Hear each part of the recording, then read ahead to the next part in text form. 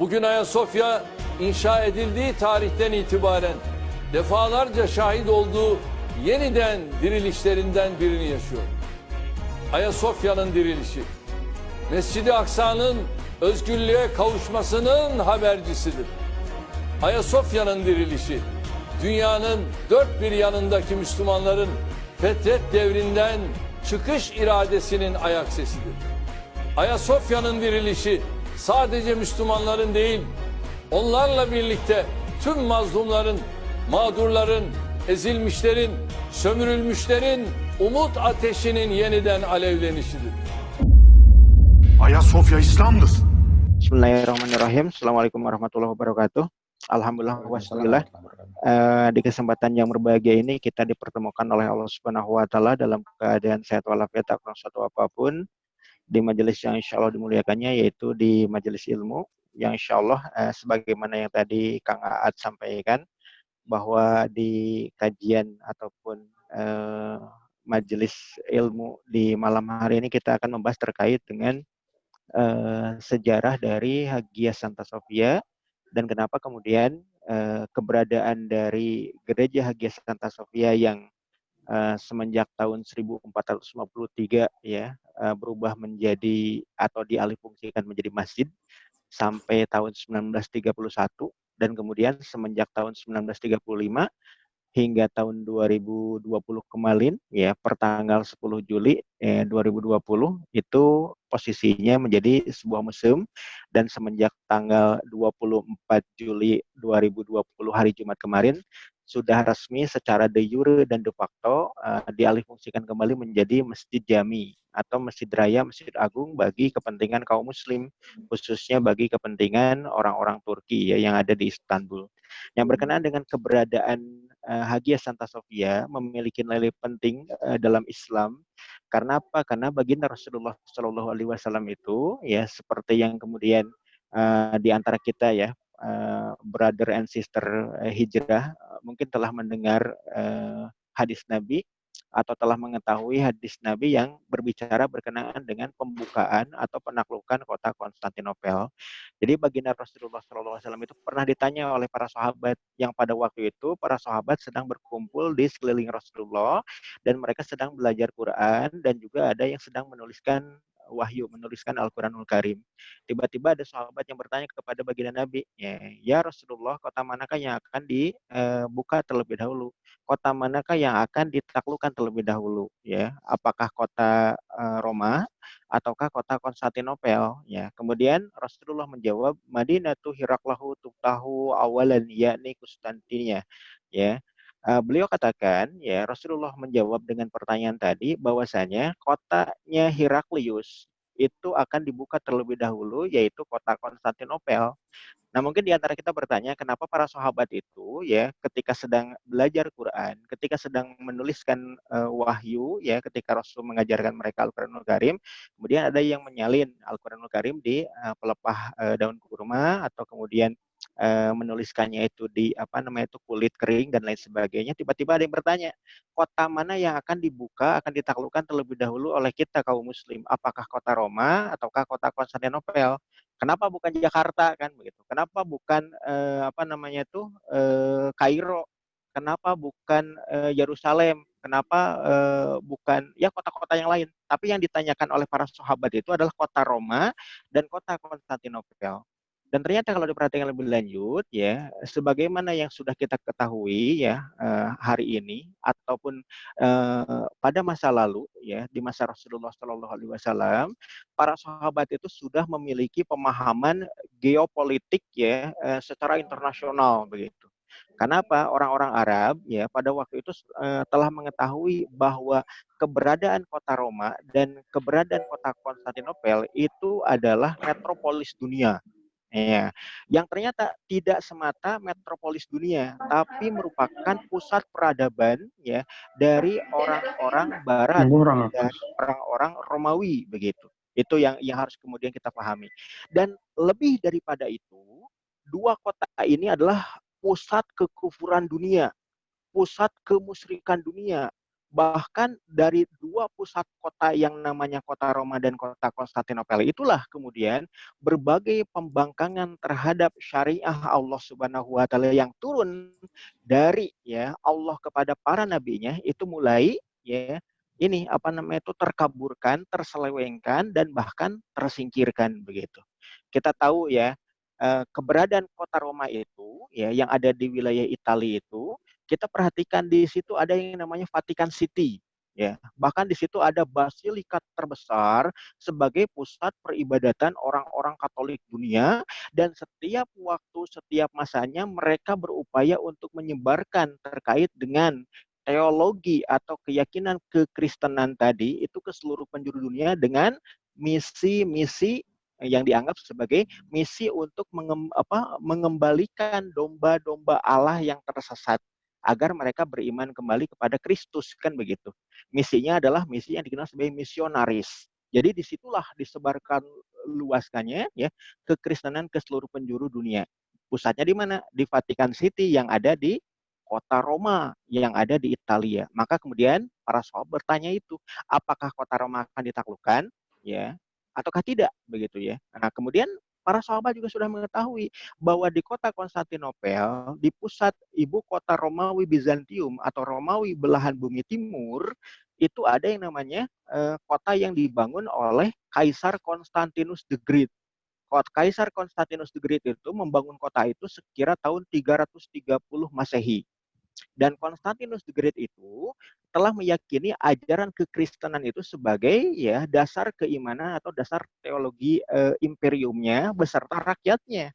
Makanya kemudian ketika membangun ibu kota di kota Konstantinopel, maka Kaisar Konstantinus the Great ya menamakan kota yang dibangunnya itu dengan didasarkan kepada namanya sendiri. Namanya adalah Konstantinopolis atau kota Konstantinus the Great.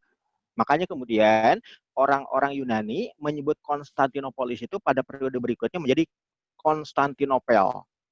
Dan sebagai penganut ajaran Nasrani yang taat, ya, sebagai juga pemimpin bagi orang-orang Kristiani, maka dia membangun ya sebagai ikon simbol dari kekuasaannya yang ada di kota Konstantinopel itu, membangun basilika bagi tempat ibadah orang-orang Kristiani.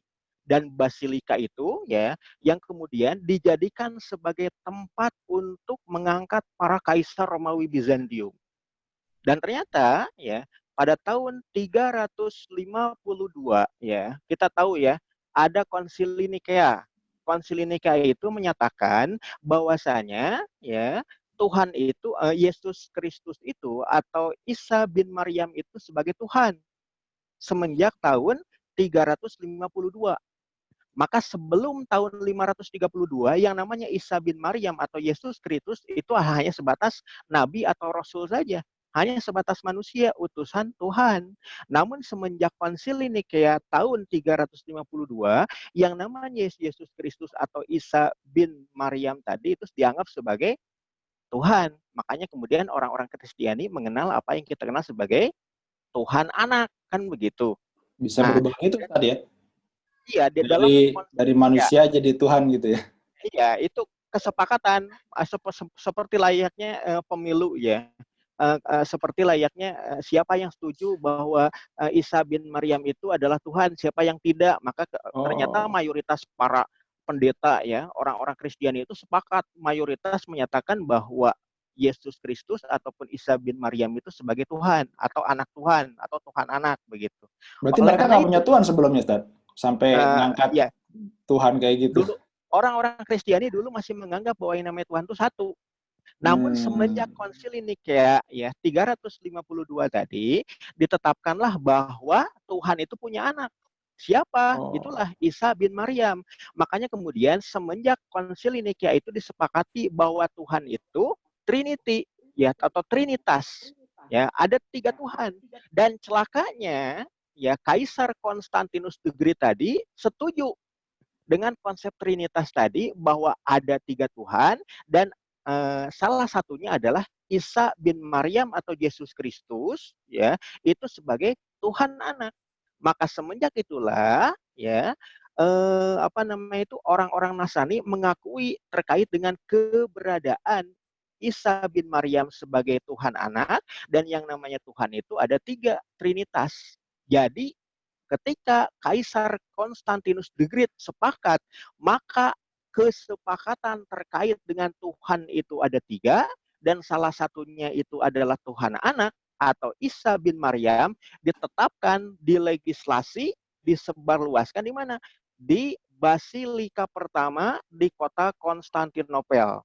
Yang saat inilah Basilika itu lebih kita kenal sebagai Hagia Santa Sofia. Maka para sahabat memahami betul di kota Konstantinopel semenjak Konsili Nikea 352 itu menjadi pusat pengingkaran kepada kuasa Allah Subhanahu wa taala, pusat kerusakan terkait dengan teologi yang diajarkan oleh para nabi sebelum kerasulan Muhammad Shallallahu Alaihi Wasallam.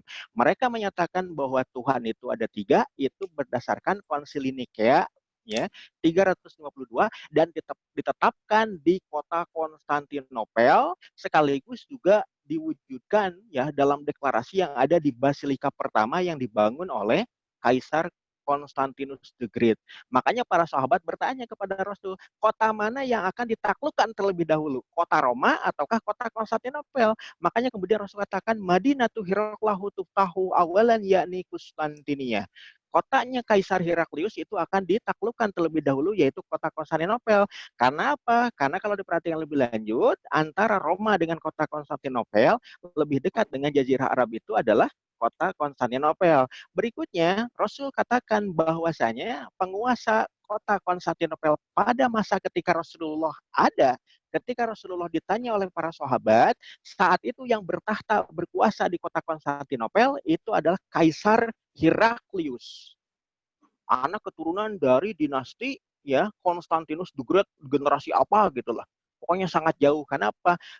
Dibangun pada tahun 330 sebelum Masehi, 330 Masehi, sedangkan Kaisar Heraklius itu hidup pada tahun 600-an 22-an lah gitu. Semasa dengan Rasulullah Shallallahu Alaihi Wasallam, terbentang jarak kurang lebih 3 abad atau 300 tahun lamanya. Jadi kenapa para sahabat itu bertanya itu? Karena mereka telah memahami terkait dengan geopolitik secara internasional bahwa kota Roma dan kota Konstantinopel itu adalah pusat kekufuran dunia. Maka dua tadi harus dibuka oleh kaum muslim. Demi untuk apa? Mewujudkan apa yang diberitakan oleh Rasulullah terkait dengan turunnya kalam mulia, turunnya Al-Quran yang menyatakan huwallazi arsala rasulahu bil huda wa dinil haq liyudhhirahu 'ala dini kullihi wa kafa billahi syahida. Dialah Allah yang telah mengutus rasulnya Rasulullah Muhammad sallallahu alaihi wasallam dengan membawa dinul haq, agama yang benar ya. Dan dalam konteks itulah kemudian membawa juga al-huda. Al-huda itu adalah petunjuk syariat, yaitu Al-Qur'anul Karim. Dan Allah lah yang akan memenangkan ya umat Islam tadi yang membawa ya al-huda, yaitu adalah Al-Qur'anul Karim, dan dinil haq, yaitu al-Islam. Wa kafa billahi syahida. Maka kemudian Allah lah yang kemudian menjadi saksi atas kemenangan umat Islam tadi. Maka dua pusat kekufuran dunia tadi itu harus ditaklukkan, harus dikuasai sebagai bukti perwujudan bahwa Islam dimenangkan oleh Allah atas semua agama yang ada, atas semua aturan hidup yang ada, atas semua bentuk kerusakan dan kemungkaran yang ada. Jadi makanya kemudian para sahabat bertanya terkait dengan kota mana yang akan dibuka terlebih dahulu, kota Roma ataukah kota Konstantinopel. Dan Rasul secara tegas katakan bahwasanya kotanya Kaisar Heraklius yang menguasai kota Konstantinopel, Roma, Bizantium itulah yang akan dibuka terlebih dahulu, yaitu kota Konstantinopel. Ustadz, Begitu. ya Ustadz, apakah memang saat itu pusat kekufuran dunia gitu ya, hanya terpusat di dua kota itu aja Ustadz? Hanya terpusat di Konstantinopel dan Roma aja untuk pusat kekufuran itu? Apakah nggak ada di tempat yang lain selain daripada itu?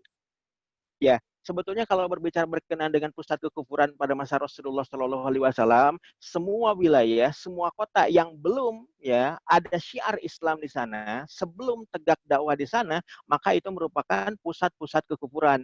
Tapi dari semua ya pusat-pusat yang ada, yang paling mentereng, yang mendunia, yang paling megah, yang paling menjadi ikon peradaban umat manusia saat itu ada di Roma dan di Konstantinopel.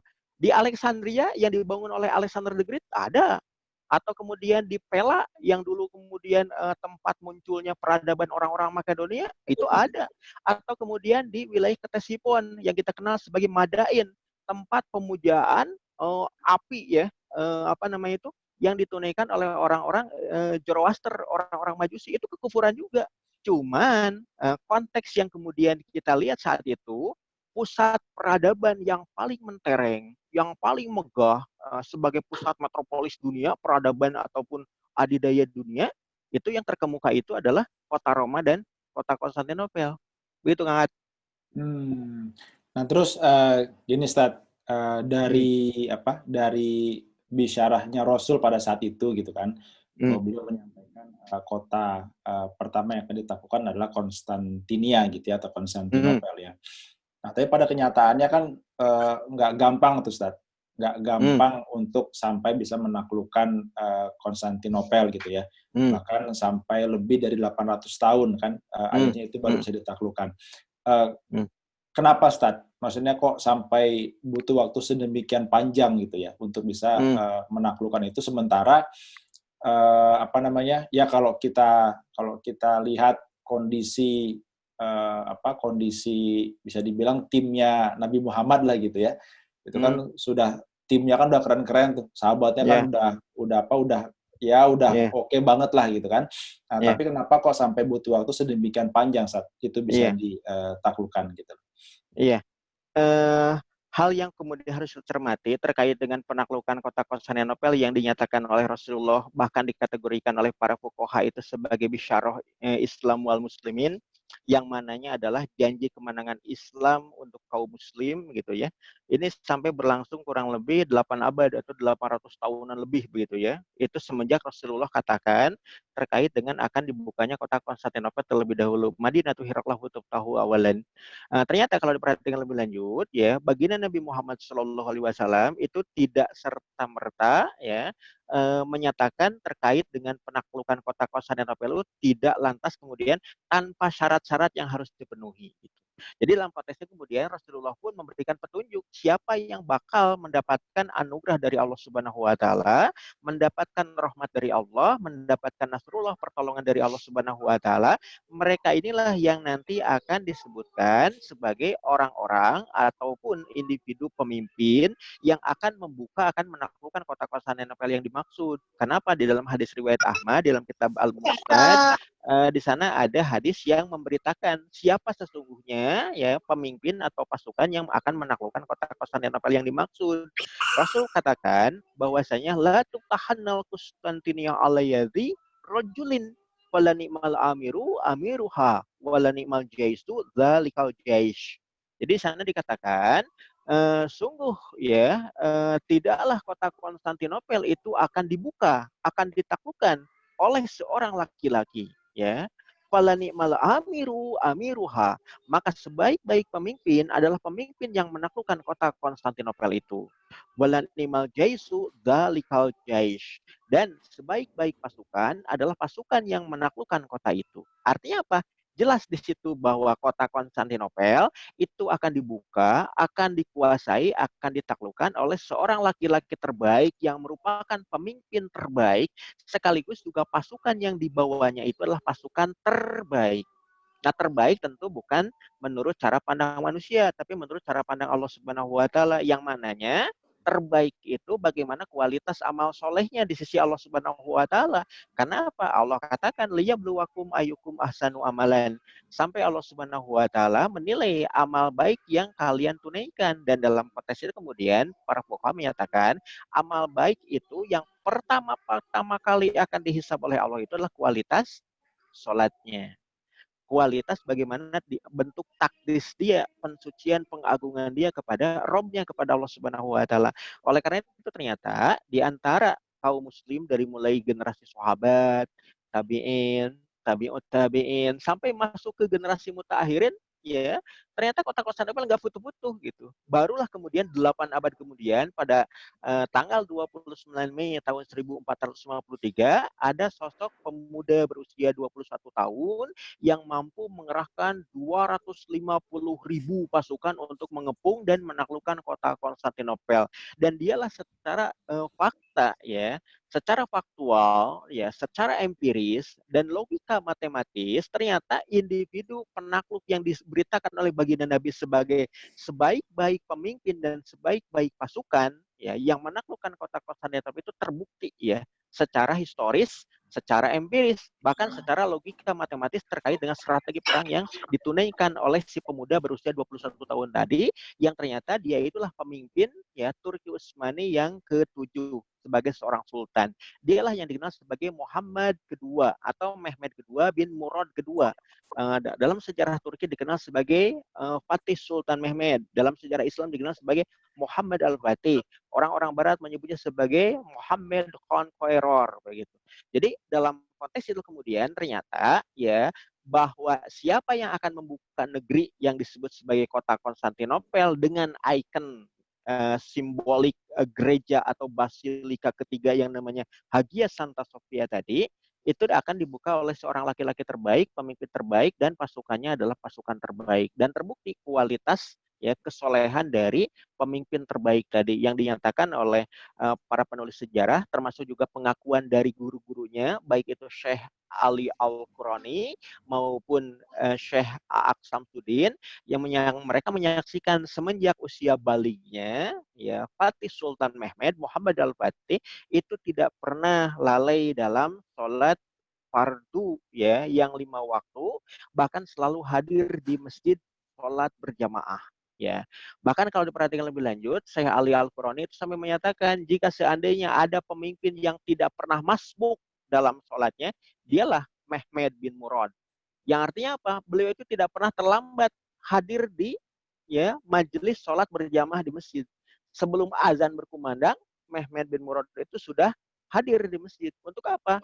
Untuk mengimami atau menjadi makmum dari guru-gurunya, dari para syekhnya. Ini menunjukkan kualitas amal solehnya yang luar biasa. Bahkan ketika memilih pasukan pun adalah pasukan yang direkrut ya di antara para prajurit tempurnya yang biasa menghidupkan sepertiga malam terakhir.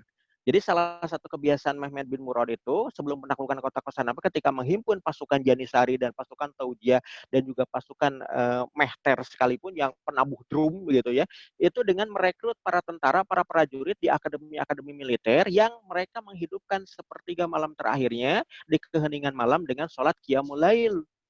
Jadi kalau diketahuan di tenda pasukannya itu terang, berarti apa? Berarti pasukannya sedang menunaikan Qiyamul Lail atau sedang bermunajat di sisi Allah Subhanahu wa taala. Maka besoknya langsung dipanggil untuk direkrut sebagai persiapan pasukan untuk menaklukkan kota Konstantinopel.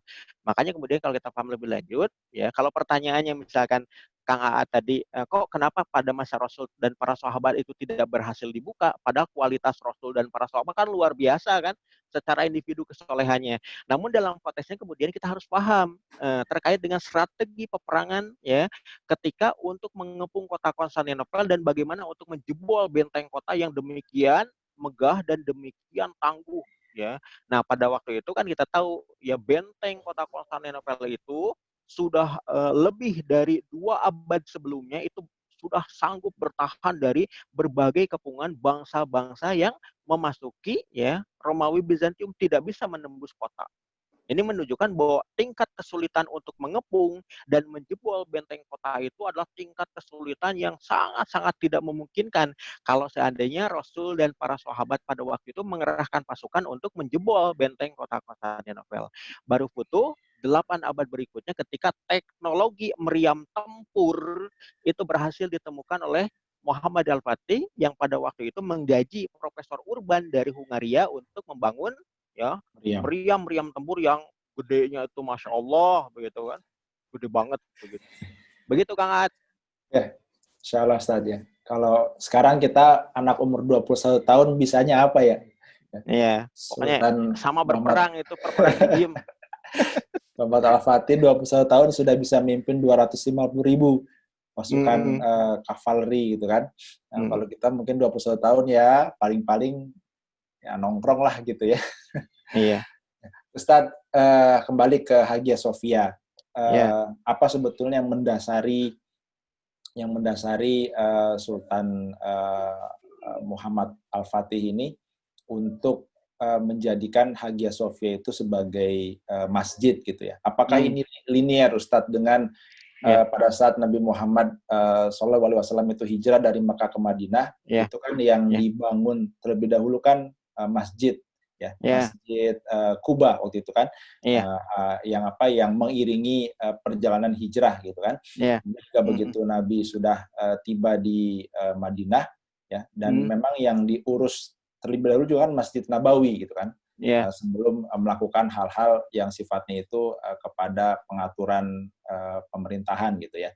Apakah ini linear, Ustaz, dengan apa yang Rasulullah lakukan juga pada saat itu?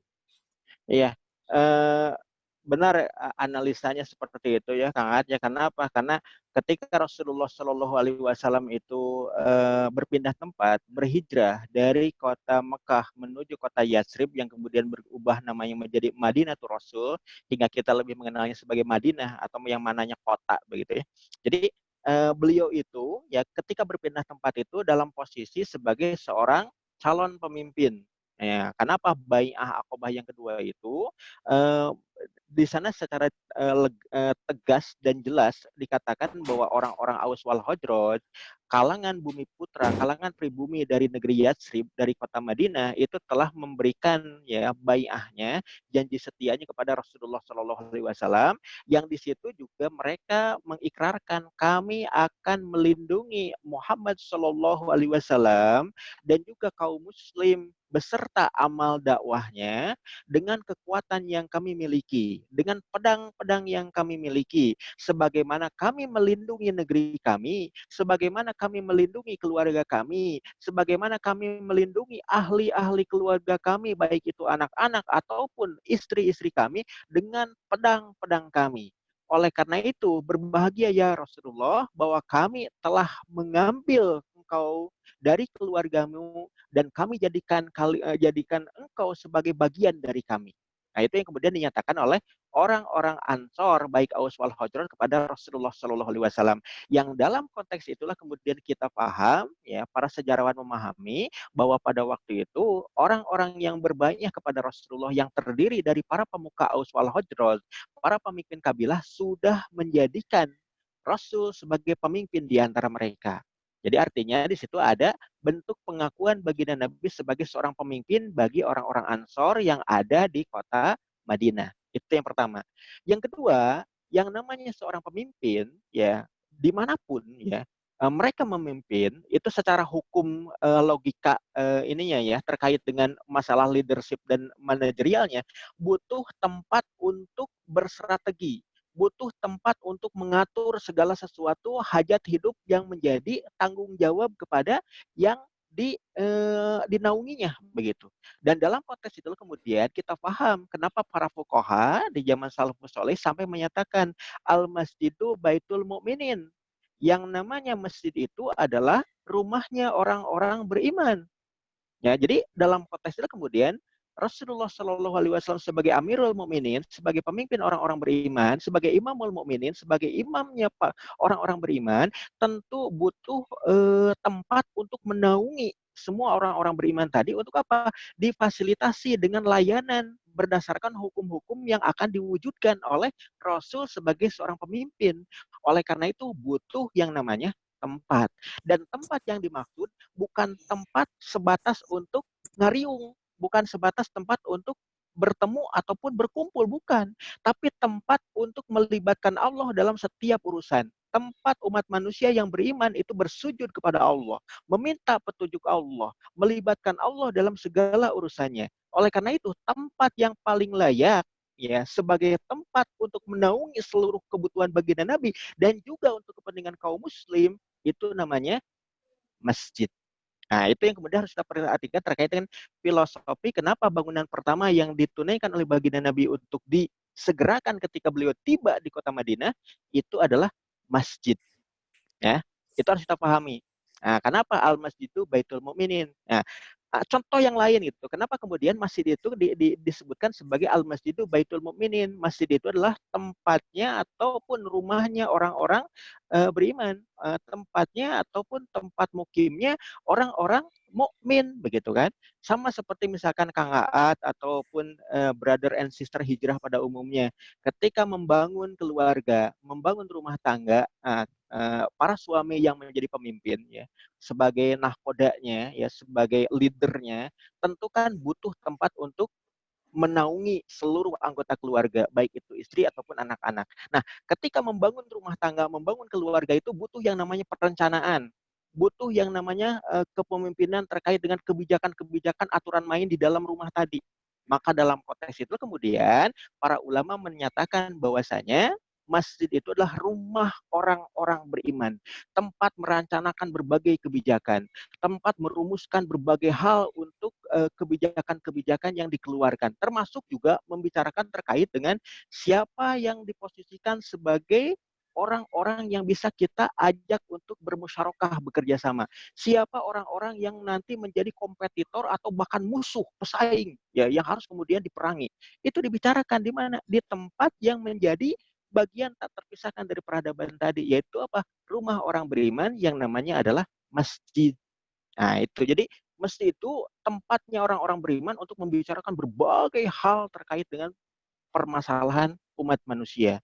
Dari urusan terkait dengan ritual, ya, ibadah, sampai terkait dengan ya, urusan ya membangun negara, membangun tata kelola pemerintahan kekuasaan. Itu dibicarakan di masjid. Bahkan kumandang jihad itu disampaikan oleh para khotib dalam majelis-majelis khutbah, dalam kajian-kajian ilmu dan lain sebagainya. Nah, kaitannya hubungannya dengan ini, dengan apa namanya itu pembukaan wilayah, termasuk juga ketika membuka kota Konstantinopel. Kenapa kemudian Muhammad Al-Fatih itu pun mengalihfungsikan gereja Hagia Santa Sofia, basilika ketiga yang ada di kota Konstantinopel, itu kemudian menjadi Masjid Raya Hagia Sophia. Nah, ini kaitannya dengan apa? Dengan pembahasan di dalam kalau kajian fikih Islam itu ada bahasan terkait dengan al-adab, al-hukam, fil jihad wal qital. Jadi adab seorang penguasa di dalam aktivitas jihad dan peperangan. Nah, jadi ini berkenaan dengan syariat Islam yang telah dicontohkan dan ditetapkan oleh Rasulullah Shallallahu Alaihi Wasallam. Contohnya ya, ketika pada tahun 629 miladiah, ada juga yang menyatakan 628 miladiah, ya bedanya cuma 1 tahun antara 628 dan 629. Di situ ada satu peristiwa yang kita kenal sebagai perang Khaybar. Ketika Rasulullah Shallallahu Alaihi Wasallam itu menggempur orang-orang Yahudi, ya di generasi terakhir, ya yang ada di Khaybar, wilayah Saudi menjelang masuk ke wilayah Jordania hari ini, gitu ya. Khaybar itu adalah tempat berkumpulnya orang-orang Yahudi yang sudah diusir dan dibinasakan oleh Rasulullah dari kota Madinah. Di Madinah kan ada Yahudi Bani Qainuqa, Bani Nazir, Bani Quraidah. Nah di Khaybar seluruh Yahudi numpuk di situ.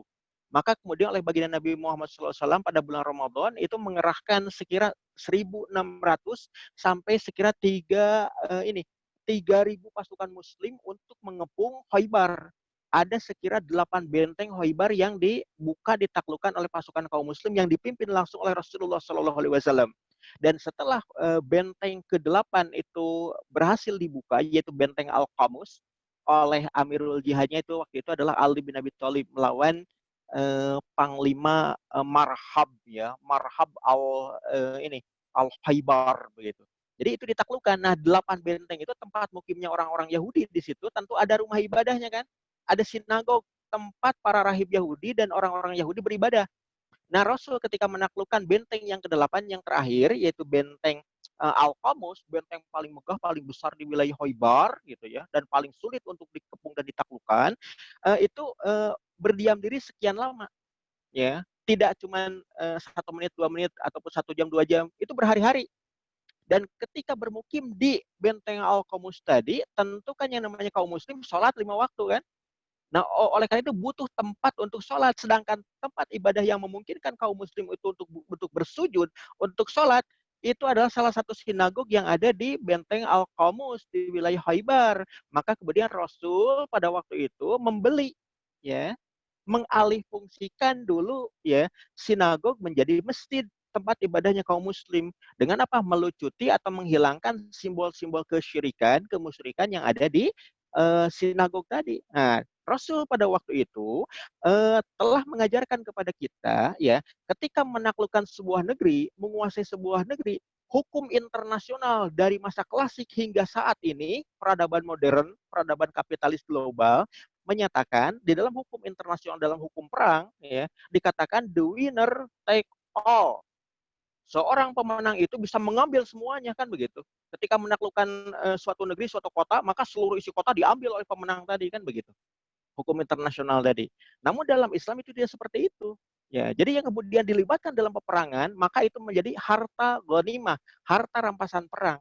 Ya, orang-orang yang tidak ikut berperang, ya itu tidak ditawan, mereka tetap bebas. Misalkan para rahib, para pendeta, para pemuka agama, orang-orang tua, kaum wanita, anak-anak, itu tidak serta-merta ditahan sebagai tawanan atau sebagai ghanimah, tidak. Karena apa? Mereka kemudian berlindung di balik rumah mereka atau di balik tempat ibadah mereka. Maka Rasul katakan, jangan ganggu mereka yang tidak memerangi kalian. Jangan membunuh orang-orang yang tidak memerangi kalian. Kan begitu. Adabul qital, adab-adab di dalam peperangan. Nah, ketika terkait dengan rumah ibadah, itu pun bukan sebagai tempat yang layak untuk diambil alih, dirampas sedemikian rupa, tidak. Jadi dalam bahasan terkait dengan adab al-hukam, fil jihad wal qital, dikatakan bahwasanya terkait dengan persoalan agama, keyakinan atau teologi orang-orang di luar Islam, maka ada bab berkenaan dengan lakum dinukum waliyadin. Untuk kalian itu adalah agama kalian dan untuk kami adalah agama kami. Untuk kami keyakinan kami, untuk kalian itu keyakinan kalian. Maka rumah ibadah ya, itu milik mereka, bukan milik kami, ya. Rumah ibadah yang ada di suatu negeri yang dibuka oleh kaum muslim dalam penaklukan itu tidak lantas menjadi miliknya kaum muslim. Kenapa? Itu terkait dengan lakum dinukum waliyadin. Jadi rumah ibadah itu tetap sebagai rumah ibadah bagi orang-orang kafir ketika mereka masih tetap memfungsikan rumah ibadahnya tadi sebagai tempat ibadah bagi mereka. Itu mulianya ajaran Islam. Tidak lantas kemudian dirampas sedemikian rupa, tidak. Oleh karena itu, ya, kalau seandainya kaum muslim ingin mengambil alih rumah ibadah tadi, maka kaum muslim harus kemudian membeli ya rumah ibadah tadi atau dikompensasikan dengan sesuatu yang lain yang setara dengan rumah ibadah tadi, seharga dengan harga rumah ibadah tadi. Jadi dalam konteks ini adalah adab seorang penguasa di dalam jihad dan perang. Itu sampai dikatakan demikian. Rasul pada waktu itu kemudian membeli sinagog yang ada di Benteng Al-Qamus tadi, dialih fungsikan menjadi masjid, tempat sholatnya kaum muslim yang pada waktu itu ya berdiam diri, bermukim sekian hari di Benteng Al-Qamus, benteng paling besar, paling megah di wilayah Khaybar. Hingga dalam konteks itulah kemudian ini menjadi contoh dan teladan yang harus diikuti oleh kaum muslim. Kenapa? Laqad kana lakum fi Rasulillahi uswatun hasanah. Sesungguhnya apa yang ada pada diri Rasul itu adalah teladan yang baik untuk kita ikuti. Nah, contoh yang lain, ini biar jelas ya. Nah, jadi termasuk juga ketika Muawiyah bin Abi Sufyan ya mengalahkan orang-orang Romawi yang ada di wilayah Syam, di wilayah Suriah hari ini.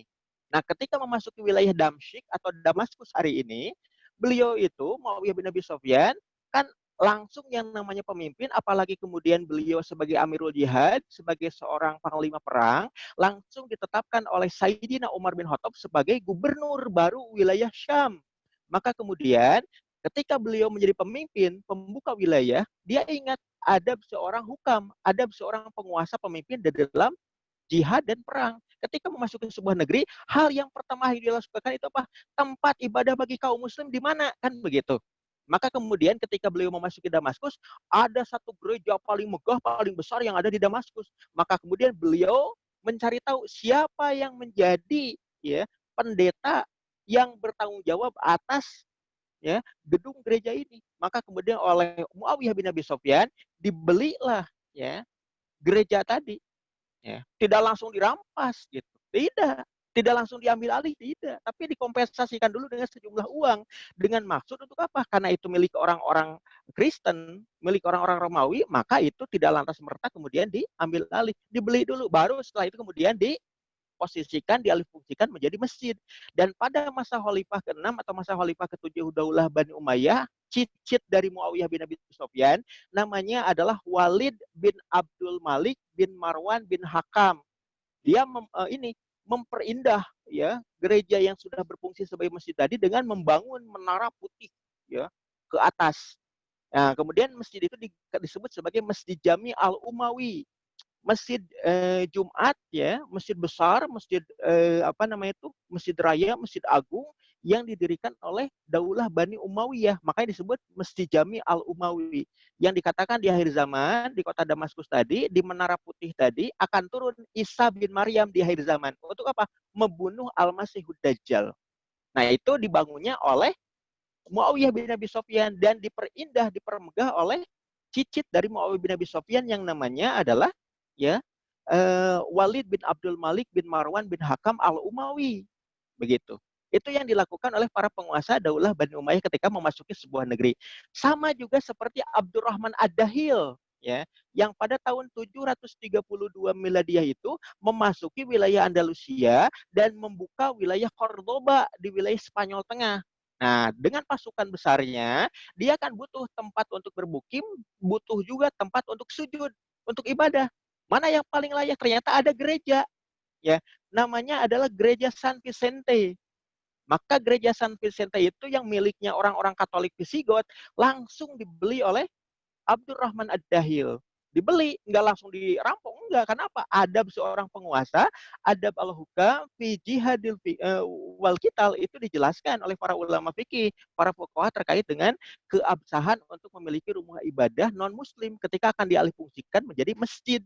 Maka ketika itu, gereja San Vicente itu diubah menjadi apa? Menjadi Masjid Jami Al-Qurtubah, ya, yang pada abad ke-13 setelah kaum muslim terusir dari Andalusia, dijadikan sebagai katedral oleh orang-orang Katolik. Makanya dikenal sebagai Le Mezquita ya, de Catedral de Cordova. Jadi masjid katedral di wilayah kota Cordoba ya. Yang sekarang jadi museum kan ya, karena tidak ada muslim yang sholat di situ. Kemudian juga tidak ada lagi orang-orang Katolik yang menempuh misa di katedral tadi. Jadi museum yang dilindungi oleh UNESCO begitu. Nah, hal yang sama juga dilakukan oleh Muhammad Al-Fatih ketika memasuki kota Konstantinopel. Beliau ingin menunjukkan bahwa izah Islam, kewibawaan kemuliaan Islam berhasil membuka sebuah negeri itu tidak serta merta ya orang-orang muslim itu ingin dilayani, tidak, tapi justru orang-orang muslim ingin melayani orang-orang yang dibuka, orang-orang yang ditaklukkan dengan peperangan tadi. Makanya begitu memasuki wilayah kota Konstantinopel, beliau langsung mengumumkan terkait dengan amnesti massal. Kenapa? Penduduk kota Konstantinopel udah kebanyakan orang-orang tua, kemudian anak-anak kecil, kaum wanita, dan para pemuka agama saja. 70.000 kaum laki-lakinya itu sudah dikerahkan oleh kaisar kota Konstantinopel yang terakhir untuk mempertahankan kota, mempertahankan benteng, dan nyaris mayoritas kaum mudanya yang menjadi tentara tadi itu dihabiskan dalam perang ya selama kurang lebih 2 bulan lamanya pengepungan tadi. Jadi mayoritasnya itu justru inilah orang-orang yang tidak memungkinkan untuk berperang. Oleh karena itu Muhammad Al-Fatih langsung menyatakan amnesti nasional, amnesti massal. Siapa di antara kalian yang hendak menjadi warga negara di kota ini, maka kami persilahkan untuk tetap dalam keadaan damai sebagai warga yang kami lindungi. Nah, kemudian jika kalian ingin meninggalkan kota, silahkan bawa serta semua hak milik kalian dan kalian boleh pergi dalam keadaan damai sentosa.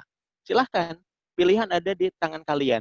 Dan untuk kota ini, ya, maka itu sudah selayaknya menjadi milik kami karena kami membuka ya kota ini dengan kekuatan bersenjata. Dan untuk keberadaan gereja ini, Hagia Santa Sophia ini, maka kami ingin menggantinya, maka kami ingin memilikinya, ya, maka kami ingin ya memfungsikannya sebagaimana ya kami memfungsikan rumah ibadah. Kami ingin menjadikan ini sebagai masjid bagi kepentingan kaum muslim. Oleh karena itu kemudian Muhammad Al-Fatih meminta kepada orang-orang yang ada di gereja Hagia Santa Sophia tadi, siapa di antara kalian yang menjadi pemimpin di antara kalian yang mengurusi orang-orang Kristen Ortodok ya Yunani yang ada di kota Konstantinopel. Maka kemudian datanglah Gennadius Holarius yang kedua sebagai seorang patriark dari Kristen Ortodok yang menyatakan bahwa dialah yang bertanggung jawab atas ya umat orang-orang Ortodok yang ada di kota Konstantinopel. Maka oleh Muhammad Al-Fatih, beliau katakan kami ingin membeli gereja ini demi untuk kepemilikan kami.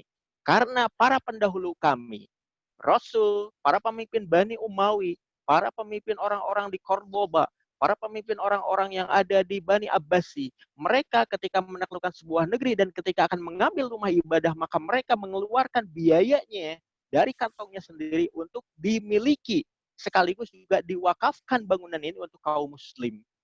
Jadi Muhammad Al-Fatih pada waktu itu membeli terkait dengan keberadaan Hagia Santa Sofia, dan setelah itu pada tanggal 1 Juni pada hari Jumat beliau umumkan bahwa gereja Hagia Santa Sofia sudah menjadi Masjid Jami Hagia Sophia dan kami wakafkan masjid kami ini untuk kaum muslim.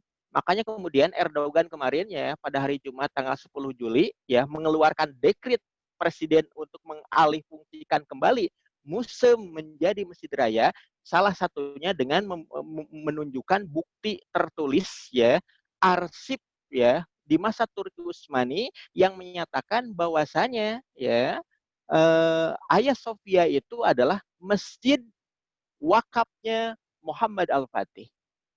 Jadi kalau yang namanya wakaf berarti apa? Ada yang memiliki sebelumnya. Siapa yang memilikinya? Tentu yang telah menguasai ya lahan dan bangunan masjid tadi. Siapa dia? Tentu yang menguasainya itu adalah yang dulu membelinya kepada Gennadius Holarius. Nah, jadi harus kita pahami, bahkan dalam konteks itu kemudian Muhammad Al-Fatih ya tidak sekadar mengeluarkan uang pribadinya untuk membeli Hagia Santa Sofia, tapi juga mengangkat Gennadius Holarius itu untuk menjadi pemimpin bagi orang-orang Kristen Ortodok Yunani yang ada di kota Konstantinopel dengan kompensasi berupa gaji. Digaji itu. Kenapa? Mengurusi umat orang-orang Ortodok. Ya, dilaporkan setiap waktunya ketika Muhammad Al-Fatih bertanya, bagaimana urusan terkait dengan kebutuhan orang-orang Ortodok yang menjadi tanggung jawab kalian. Nah, itu ditanya langsung. Karena apa? Bentuk pelayanan dari pemerintahan Islam kepada warganya, negaranya, begitu. Tentu dalam konteks ini, tidak lantas kemudian dalam konteks ini, Muhammad Al-Fatih membenarkan siar-siar mereka untuk diperlihatkan sebagai bentuk dakwah ke tengah-tengah kaum muslim.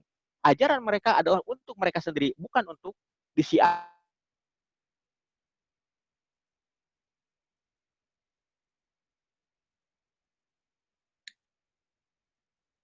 Ya, wah.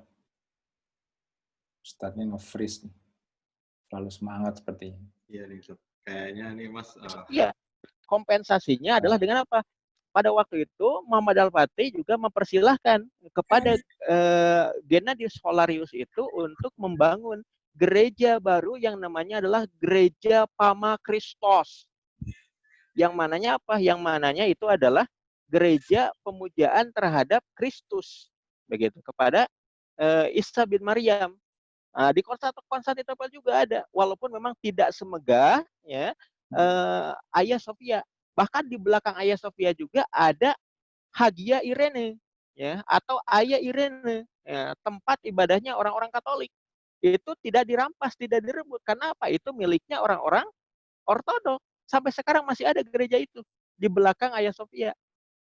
Jadi itulah bentuk keadilan Islam, termasuk juga bentuk toleransi Islam menghormati keyakinan agama orang-orang yang ditundukkan. Nah, pertanyaannya kembali ya, kalau kemudian merujuk kepada pertanyaan pertama dari Kang A tadi, ya, kenapa hanya gereja Hagia Santa Sofia yang kemudian dialihfungsikan? Karena itulah simbol di mana dulu Kaisar Konstantinus the Great itu menyatakan kedurhakaannya kepada Allah dengan menyatakan Isa bin Maryam itu sebagai Tuhan. Jadi dianggap bahwa Tuhan itu, Allah itu punya anak. Ya.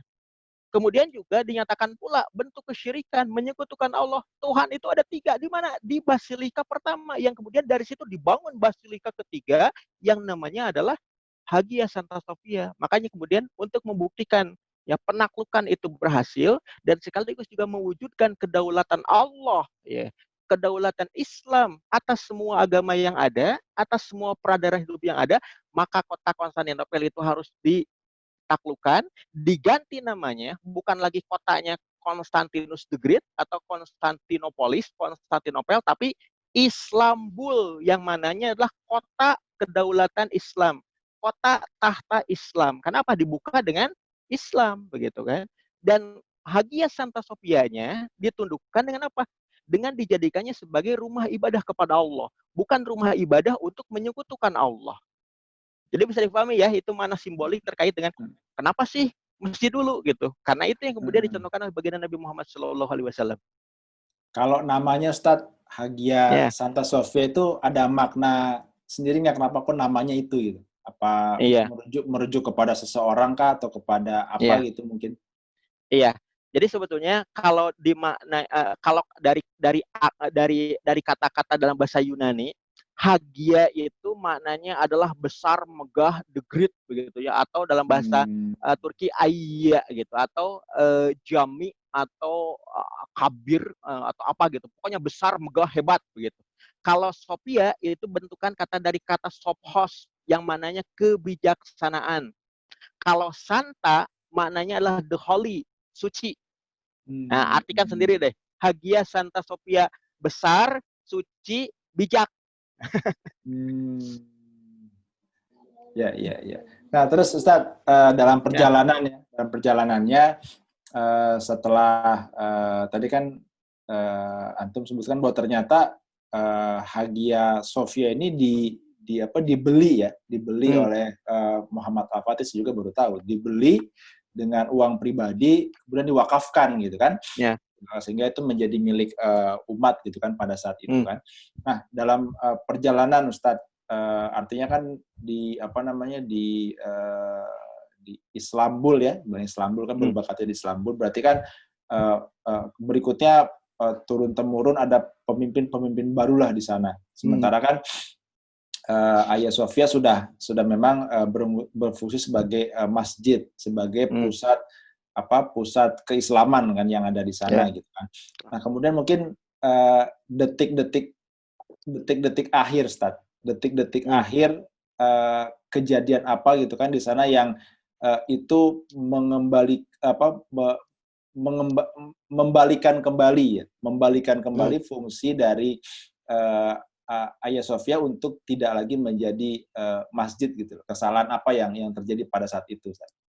Iya, begini ya, berbicara berkenaan dengan detik-detik akhir Masjid Raya Hagia Sophia itu menjadi apa namanya itu museum begitu ya. Ini seiring sejalan dengan kejatuhan dan keruntuhan pemerintahan Kesultanan Khalifan Turki Utsmani di Istanbul ya. Kita tahu semenjak tahun 1917, wilayah pemerintahan Turki Utsmani itu yang awalnya luas ya, dari semenanjung Balkan sampai di gerbang kota Wilna di Austria di Eropa Timur, sampai ke pantai utara Afrika, sampai ke Maghribil Aqsa, Maroko. Kemudian juga seluruh wilayah Syam itu menjadi wilayah kekuasaan dari pemerintahan Turki Utsmani, wilayah Hijaz sampai ke wilayah Mesopotamia itu teritorial yang dikuasai sepenuhnya oleh pemerintahan Turki Utsmani. Bahkan di wilayah-wilayah terjauh sampai ke negeri kita sudah ada duta-duta dakwah dan juga duta-duta politik. Ya, di antaranya kalau kita perhatikan lebih lanjut, ada sekira entah ada 14, entah ada 17 orang duta besar Turki Utsmani yang ada di Batavia. Dan salah satunya yang tempo hari pada waktu ketika pemerintah kolonial Hindia Belanda ya di wilayah Batavia itu kebanjiran, maka Sultan Muhammad kelima yang lebih dikenal sebagai Muhammad Rashid ya, atau dalam konteks ini adalah saudara dari Sultan Abdul Hamid setelah dimakzulkan, beliau inilah Sultan ya Muhammad kelima atau dikenal Muhammad Rashid itu mengirimkan sekian juta ya apa namanya itu mata uang emas Turki ya untuk ikut membantu meringankan penderitaan ya warga Jakarta yang kebanjiran pada waktu itu.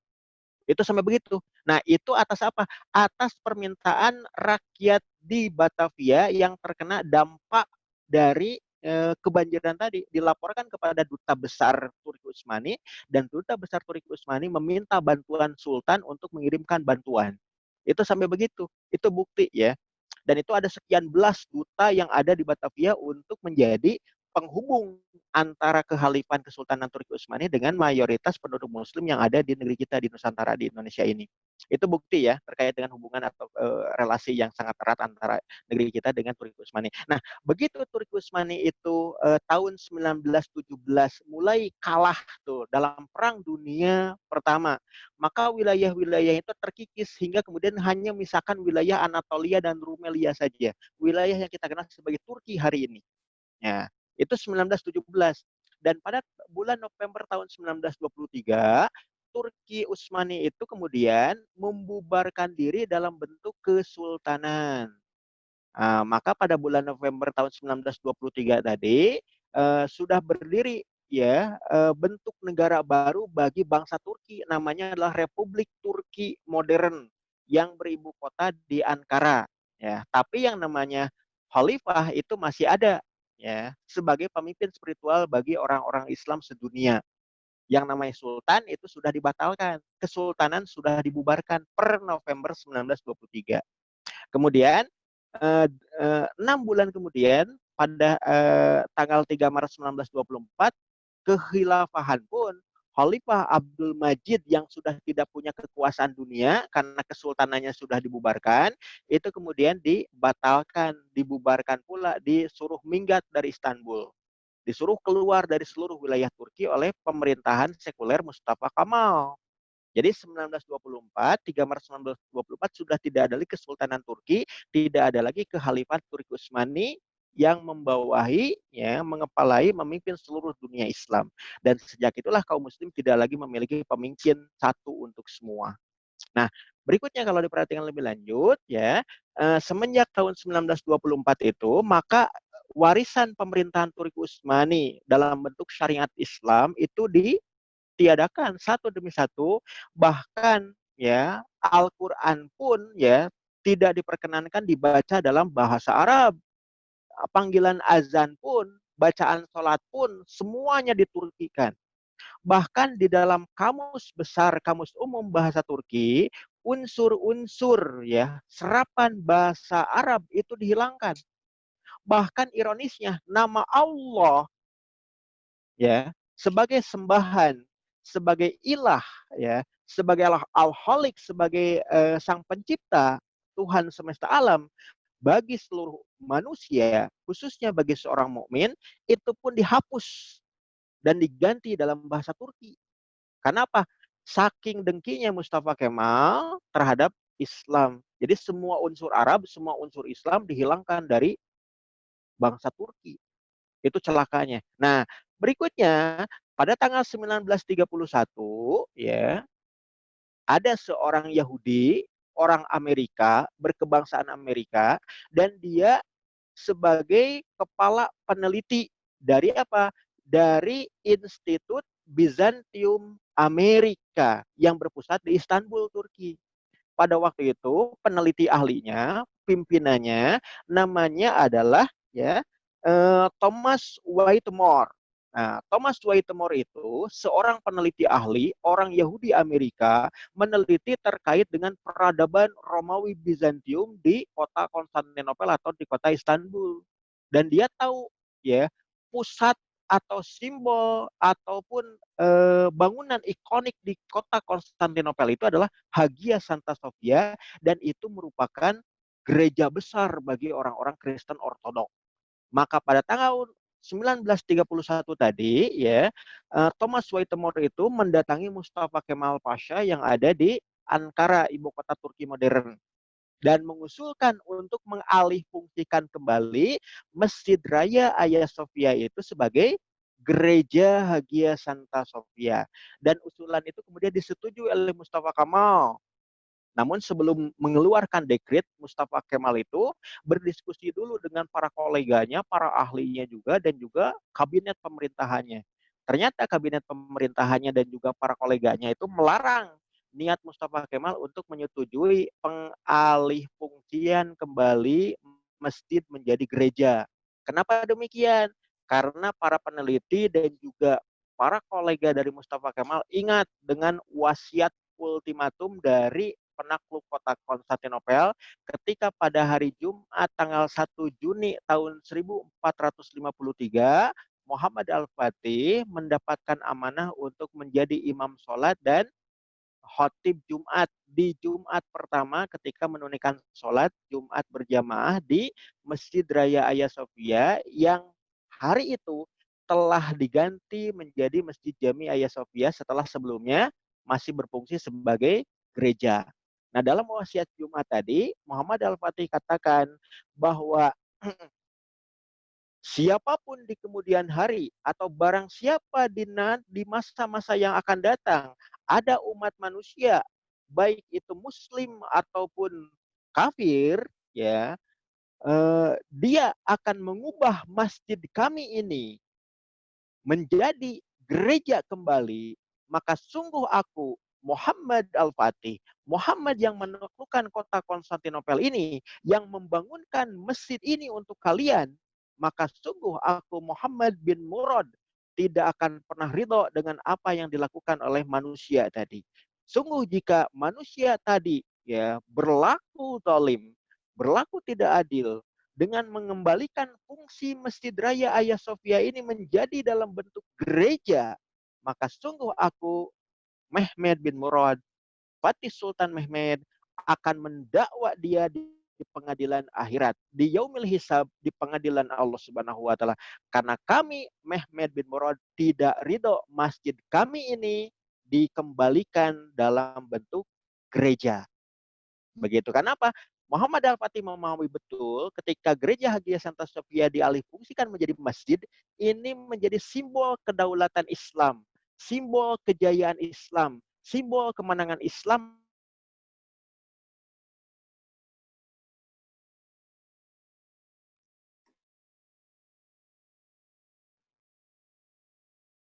Tampaknya gangguan nih, Islam Mas. Muhammad Al-Fatih sebagai Ya. pembuka kota Konstantinopel tidak ridho, tidak ikhlas. Makanya beliau katakan demikian.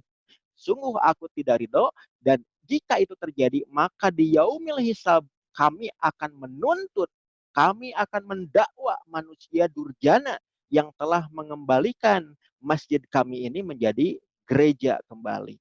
Dan itu Cuma ngeri ya, diingat Ustaz, oleh ya. orang-orang Turki. Makanya kemudian orang-orang Turki modern pada waktu itu mencegah Mustafa Kemal jangan sampai kemudian meluluskan usulan dari ya Thomas Whittemore, ya orang Yahudi Amerika tadi yang meneliti terkait dengan sejarah peradaban orang-orang Romawi Bizantium dan kota Konstantinopel untuk mengembalikan masjid menjadi gereja. Makanya kemudian pada tahun 1931 tadi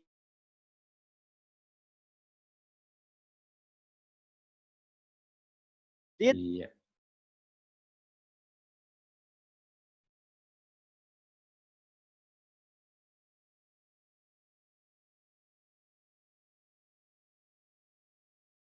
di Masjid Raya Hagia Sophia pintunya dikunci rapat dan ditempel pamflet. Museum ini tidak bisa dimasuki oleh para jamaah sampai waktu yang tidak ditentukan untuk renovasi.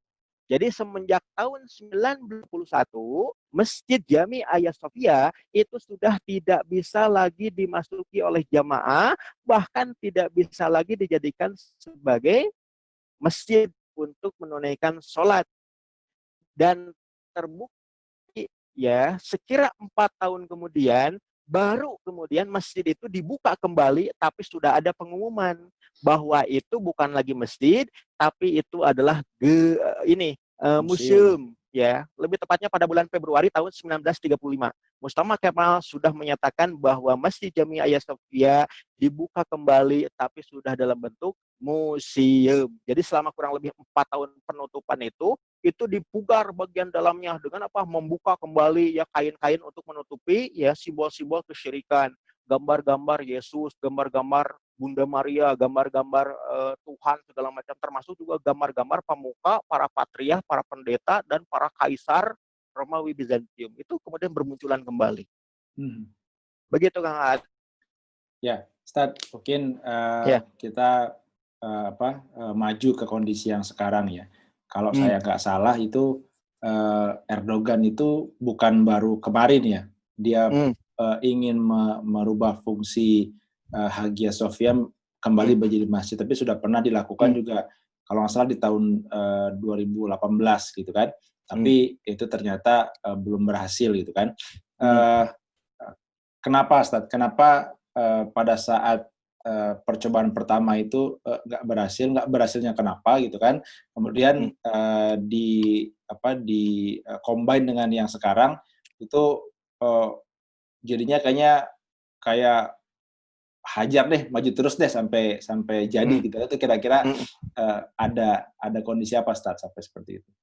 Iya, sebetulnya gini ya, upaya umat Muslim untuk mengembalikan kembali ya Museum Hagia Santa Sophia menjadi masjid itu sudah dilakukan oleh Perdana Menteri Adnan Menderes. Adnan Menderes itu beliau itu pernah didatangi oleh salah seorang sufi terkemuka di wilayah Turki, namanya adalah Bediüzzaman Said An-Nursi. Jadi dengan gerakan Sanusinya, dengan gerakan An-Nursinya itu melancarkan terkait dengan amal dakwah ya, dengan kajian sufi untuk mengingatkan ya bahwa ya museum yang ada di Istanbul itu, museum yang namanya Hagia Santa Sophia itu adalah masjid. Makanya salah satu yang kemudian kita lihat ya ada sajadah gitu ya, tempat kita untuk bersujud. Di sebelah kanannya itu adalah Baitullah Ka'bah dengan Masjidil Haramnya, di sampingnya dan kirinya itu adalah Masjid Raya Hagia Sophia. Itu adalah dakwah yang sangat halus begitu, tidak langsung, tapi ketika orang lihat itu, oh ini masjid, bukan museum gitu. Itu mengingatkan di bawah alam sadar itu tadi. Itu gerakan yang dilakukan oleh Bediüzzaman Said An-Nursi dan juga mengusulkan kepada Perdana Menteri Adnan Menderes pada waktu itu ya untuk mengembalikan museum menjadi masjid, yaitu tahun 60-an begitu ya. Itu sudah dilakukan upaya untuk mengembalikan museum menjadi masjid. Nah, tapi tidak berhasil. Bahkan Adnan Menderes pun keberhasilannya untuk mengislamisasi Turki kembali itu dengan mencabut larangan ya membaca Quran dalam bahasa Arab, kemudian mengembalikan panggilan azan dari bahasa Turki ke dalam bahasa Arab, bahasa aslinya begitu. Itu masa Adnan Menderes. Namun ternyata Adnan Menderes kan dikudeta setelah kurang lebih 7 tahun berkuasa sebagai Perdana Menteri, dikudeta oleh militer dan setahun kemudian itu digantung, dihukum mati. Kenapa? Dianggap melawan doktrin Kemalisme yang ditetapkan oleh pendiri Republik Turki modern. Itu sudah diupayakan untuk itu. Termasuk juga kalau kita perhatikan lebih lanjut ya, upaya yang dilakukan oleh para pendukung Kemalisme, khususnya dari kalangan birokrat pemerintahan dan juga militer, itu sampai pada tahun 2003 ya. Pada tahun 2003 itu semenjak dikeluarnya dekret Februari 1935 yang menyatakan bahwa Masjid Jami Hagia Sophia itu menjadi gereja, menjadi museum ya. Itu dari tahun 1935 sampai tahun 2003 ya, siapapun yang memasuki ya memasuki masjid atau memasuki museum Hagia Santa Sophia dalam keadaan berwudu, apalagi memiliki niat untuk berzikir, berdoa, apalagi sampai sholat, apalagi sampai mengumandangkan azan, maka ya akan segera ditangkap oleh polisi ataupun oleh tentara ya, Kemalisme saat itu. Karena semenjak 1935 sampai tahun 2003 di sekeliling masjid itu ya banyak tentara, banyak polisi, karena dikhawatirkan orang yang datang ke situ dengan niat untuk sholat atau berzikir ataupun mengumandangkan azan. Jadi kalau ketahuan udah langsung diciduk, dibui atau ditindak tegas oleh aparat atau laskar saat itu. Itu sampai 2003. Kemudian mulai tahun 2006 ya ada kebijakan dari pemerintahan Turki yang sudah mulai mengendorkan itu dari mulai 2003 sampai 2006 kebolehan untuk apa? Untuk memasuki masjid yang dalam bentuk museum tadi boleh berwudu ya. Boleh pula untuk kemudian berzikir, boleh pula untuk berdoa, tapi sholat tidak diperkenankan sama sekali. Nah, mulai tahun 2013 ya di musim Hagia Santa Sofia tadi, maka orang sudah diizinkan untuk apa? Untuk sholat. Tapi sholatnya tidak diizinkan kepada para pengunjung atau para peziarah, tapi hanya diizinkan kepada para pengurus dari ya museum. Kan di situ ada pengurusnya tuh, ada stafnya, minimal ada tukang sapu-sapu begitu ya, minimal ada yang tukang bersih-bersih. Nah, maka orang-orang yang menjadi staf dari eh, Hagia Santa Sofia yang dalam bentuk museum tadi diizinkan untuk sholat. Ya, sholatnya di mana? Ya di bagian tertentu, bukan di ruangan yang tempat orang lalu lalang di bawah kubah besar ya Hagia Santa Sofia. Begitu. Tidak di situ, tapi di ruangan khusus. Ya, saya juga nggak tahu di ruangan mana karena tempo hari ketika tahun 2018 saya nggak melihat orang yang sholat di mana gitu ya. Karena ternyata orang-orang Turki juga banyak yang masih tetap sekuler, nggak tahu sholat tuh apa bacaannya gimana karena terkooptasi sekian tahun pada masa Kemalisme begitu. Apalagi generasi tuanya. Nah, termasuk pada tahun 2013 ya, pemerintahan Perdana Menteri Erdogan pada waktu itu ketika dengan memenangkan pemilu, Erdogan itu juga sudah mengeluarkan terkait dengan apa namanya itu peraturan pemerintah ya untuk apa mengizinkan staf dari Museum Hagia Santa Sofia itu untuk mengumandangkan panggilan sholat, mengumandangkan azan 2 kali dalam 5 waktu, yaitu waktu zuhur dan waktu asar di siang hari. Ya. Tapi ketika tahun 2018 kemarin saya datang ke Istanbul, ya, waktu-waktu zuhur dan waktu-waktu asar, saya nggak mendengar itu ada kumandang azan. Di mana di Museum Hagia Santa Sofia yang terdengar kumandang azan itu justru di seberangnya. Di seberangnya itu ada masjid ini Sultan Ahmed, The Blue Mosque atau Masjid Biru. Itu memang ada panggilan azan, tapi di Hagia Santa Sofia enggak. Padahal sudah ditandatangani sejak tahun 2013 ya diperkenankan untuk menggunakan azan 2 kali dalam 1 hari. Itu di Hagia Santa Sofia. Jadi upaya untuk memfungsikan kembali masjid itu sudah dilakukan. Bahkan pada tahun 2000 ini ya sejak tahun 2015 tadi itu dalam perayaan-perayaan besar hari keagamaan ya, perayaan-perayaan besar Islam kadang suka menjadikan Masjid Hagia Sophia atau di depannya ya, di seberangnya ya antara Masjid The Blue Mosque, Masjid Sultan Ahmed dengan Hagia Sophia itu ada peringatan hari-hari besar Islam. Untuk apa? Menyemarakan terkait dengan keberadaan Hagia Santa Sofia itu sebagai masjid. Dan itu diusung oleh gerakan yang namanya adalah AYA. AYA itu adalah Anatolian Youth Association atau Asosiasi Kaum Muda Asia, Anatolia gitu. Anatolia itu adalah bahasa Turki ya untuk menyebutkan benua Asia. Jadi Anatolian itu adalah Asia kecil ya, tempat orang-orang Turki sekarang bermukim di wilayah Turki pada umumnya. Karena wilayah Rumelia itu hanya sedikit, wilayah Anatolia yang paling besar menjadi negara Turki hari ini. Makanya kemudian gerakan inilah yang semenjak tahun 2000-an awal itu mengopinikan, mewacanakan pengembalian ya Museum Hagia Santa Sofia untuk menjadi Masjid Jami atau Masjid Raya Hagia Sophia. Dan gerakan AYA ini atau Anatolian Youth Association ini didirikan oleh Perdana Menteri Najmuddin Erbakan atau Necmettin Erbakan yang sejaman dengan Presiden ini Habibie pada waktu itu ya sejaman gitu. Namun kekuasaannya hanya sekira 2 atau 3 tahun. Kenapa dikudeta oleh militer? Karena dianggap bahwa Najmuddin Erbakan itu tidak sesuai lagi dengan doktrin Kemalisme, tapi justru melakukan upaya-upaya untuk mengislamisasi, termasuk juga mengembalikan fungsi dari Hagia Santa Sofia menjadi masjid ya dengan gerakan AYA-nya. Dan gerakan AYA ini saat ini pada tahun 2020 ini dipimpin oleh Yunus Gens. Nah, Yunus Gens ini yang kemudian banyak menyerukan terkait dengan berita-berita yang selama ini disembunyikan oleh pemerintahan Turki sekuler. Di antaranya dengan menyatakan bahwa Masjid Jami Hagia Sophia dulunya itu dibeli oleh Muhammad Al-Fatih. Nah, itu yang kemudian pertama kali mengungkap itu semua. Ya, jadi gerakan Ayah yang dulu dibangun oleh Najmuddin Arbakan inilah yang paling masif gitu ya, menyerukan untuk mengembalikan kembali ya Museum Hagia Sophia sebagai masjid jami.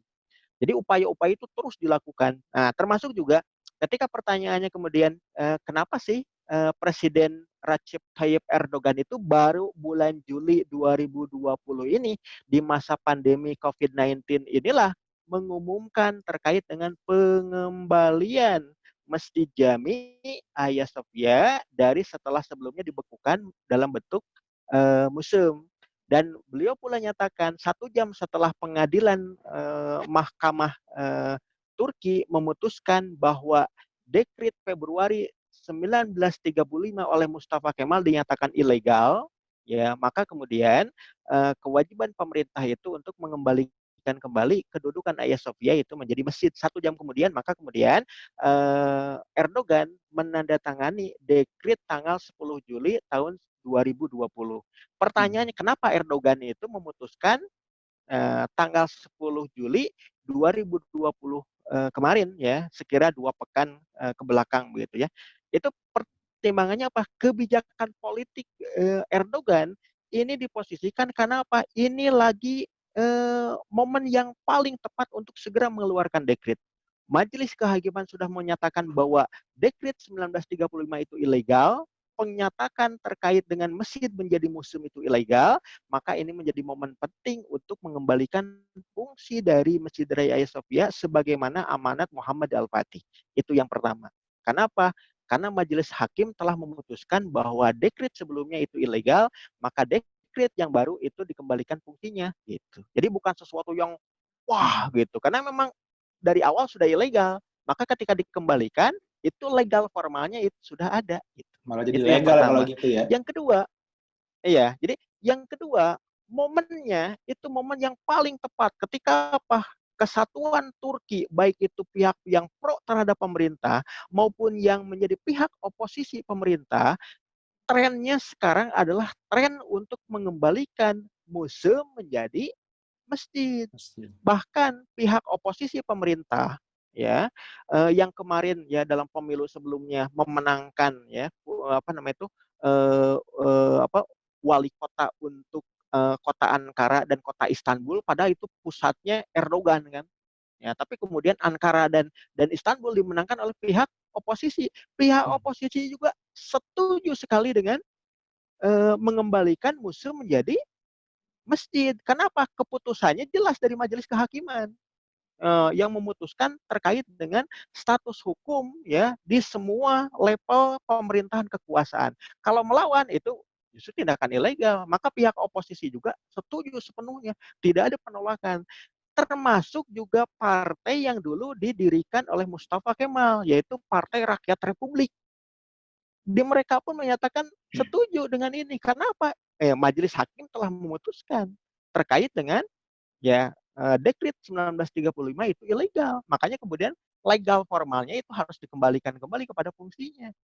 Dan bahkan lebih daripada itu, Erdogan pun mengundang orang-orang dan tokoh-tokoh Kristen, baik itu adalah Katolik, Protestan, Advent, Anglikan, termasuk juga Ortodok untuk datang ke Ankara dan mereka diminta pandangannya, pendapatnya terkait dengan jika seandainya kami sebagai presiden mengeluarkan dekret untuk mengembalikan museum menjadi masjid, apakah kalian setuju ataukah tidak? Ternyata mayoritas menyatakan setuju, termasuk juga orang Kristen. Nah, setelah itu Erdogan pun bertanya kepada para pemuka Kristen Ortodok yang ada di Rusia dan di Armenia. Mereka menyatakan apa? Silahkan. Kenapa?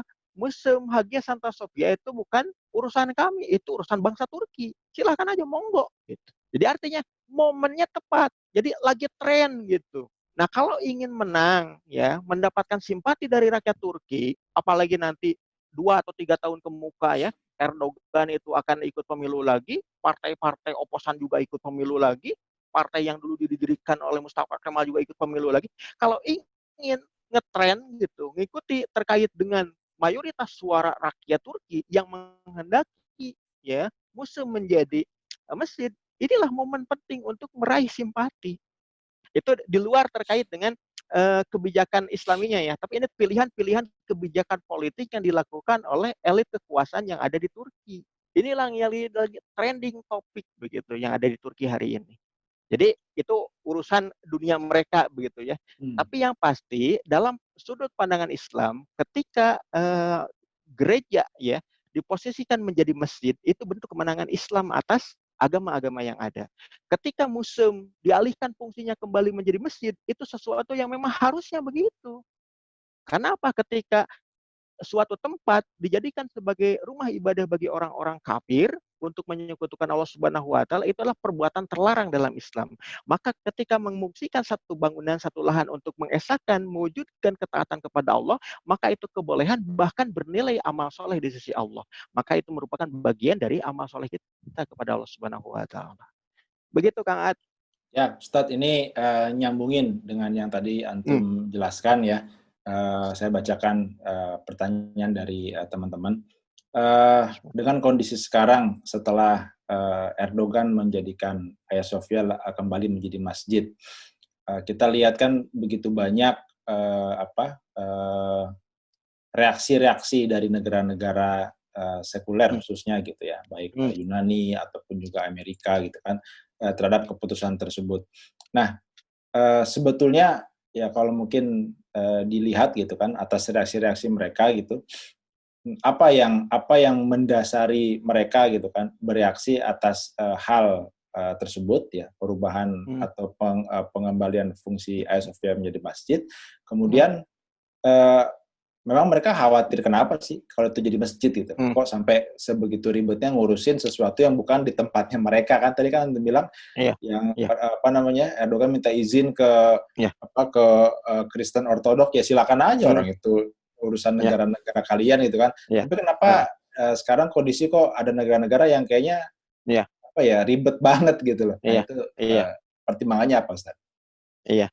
Yang pasti ya terkait dengan kekhawatiran ya, kemudian kemarahan, ketidakridhoan, ketidakikhlasan atau bahkan ketakutan ya terkait dengan dialihfungsikannya kembali ya museum itu menjadi masjid, karena orang-orang kafir tadi itu hakikatnya tabiatnya mereka tidak ridho ya dengan hidupnya geliat kaum muslim ya berdasarkan keimanan keislamannya lagi. Kemudian juga mereka tidak ridho dengan pertumbuhan Islamisasi yang ada di Turki. Nah, karena Turki juga adalah bangsa Muslim yang bahkan jumlah penduduknya lebih dari 90% itu adalah Muslim begitu. Itu yang mengkhawatirkan mereka. Apalagi ketika mereka memahami bahwasanya keberadaan Istanbul ya sebagai Istanbul atau tahta kuasa kota Islam, kedaulatan Islam dengan simbol ikoniknya Hagia Santa Sophia sebagai Hagia Sophia menjadi masjid jami, itu simbol kemenangan, kejayaan, kemegahan umat Islam. Dan mereka pasti menghubungkan dengan akar historisnya, akar sejarahnya. Kenapa kemudian ya kota Konstantinopel itu bisa direbut?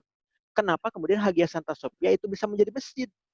Maka mereka ingat terkait dengan peristiwa 29 Mei 1453 ketika Romawi Bizantium berhasil dijatuhkan, berhasil dikalahkan oleh sosok Muhammad Al-Fatih.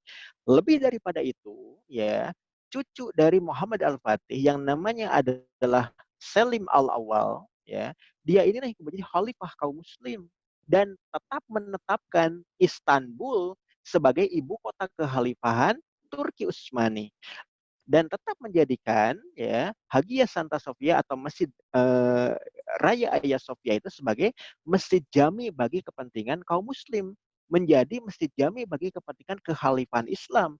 Dan konteks kekhalifahan Islam itu yang paling dibenci, paling ditakuti, paling dikhawatiri ya oleh orang-orang kafir. Kenapa? Orang-orang kafir tahu ya kekuasaan mereka, kejayaan mereka, kemegahan mereka, kemenangan mereka itu akan ditamatkan riwayatnya oleh persatuan umat Islam dalam naungan khilafah. Mereka ingat betul terkait dengan itu semua. Makanya negara-negara seperti Amerika, Israel, ya kemudian Inggris, Prancis, termasuk juga Yunani, ya tetangga dekat Turki, mereka tahu sendiri bagaimana keadaan Turki Utsmani ketika masa jaya-jayanya ketika era Kesultanan Ottoman ataupun kekhalifahan Islam Turki Utsmani di Istanbul. Mereka tahu betul terkait dengan peristiwa kesejarahan yang ada. Maka dalam konteks itu kemudian mereka tidak suka, tidak mau, tidak ridho, bahkan khawatir, bahkan lebih dari itu. Mereka ketakutan luar biasa terkait dengan dialihfungsikannya kembali Masjid Jami Hagia Sophia itu sebagai Museum Hagia Santa Sophia itu sebagai Masjid Jami Hagia Sophia. Kenapa? Ingat terkait dengan kaitan historis dulu kala itu seperti apa. Itu yang kedua. Dan yang ketiga yang harus kemudian kita cermati lebih lanjut ya, terkait dengan dialihfungsikannya Masjid Jami Hagia Sophia ini ya, sebagai masjid bagi kepentingan kaum muslim dan ketidakridhoan orang-orang kafir atas dialihfungsikannya kembali masjid ya, sebagaimana ya amanah dari Muhammad Al-Fatih dulu.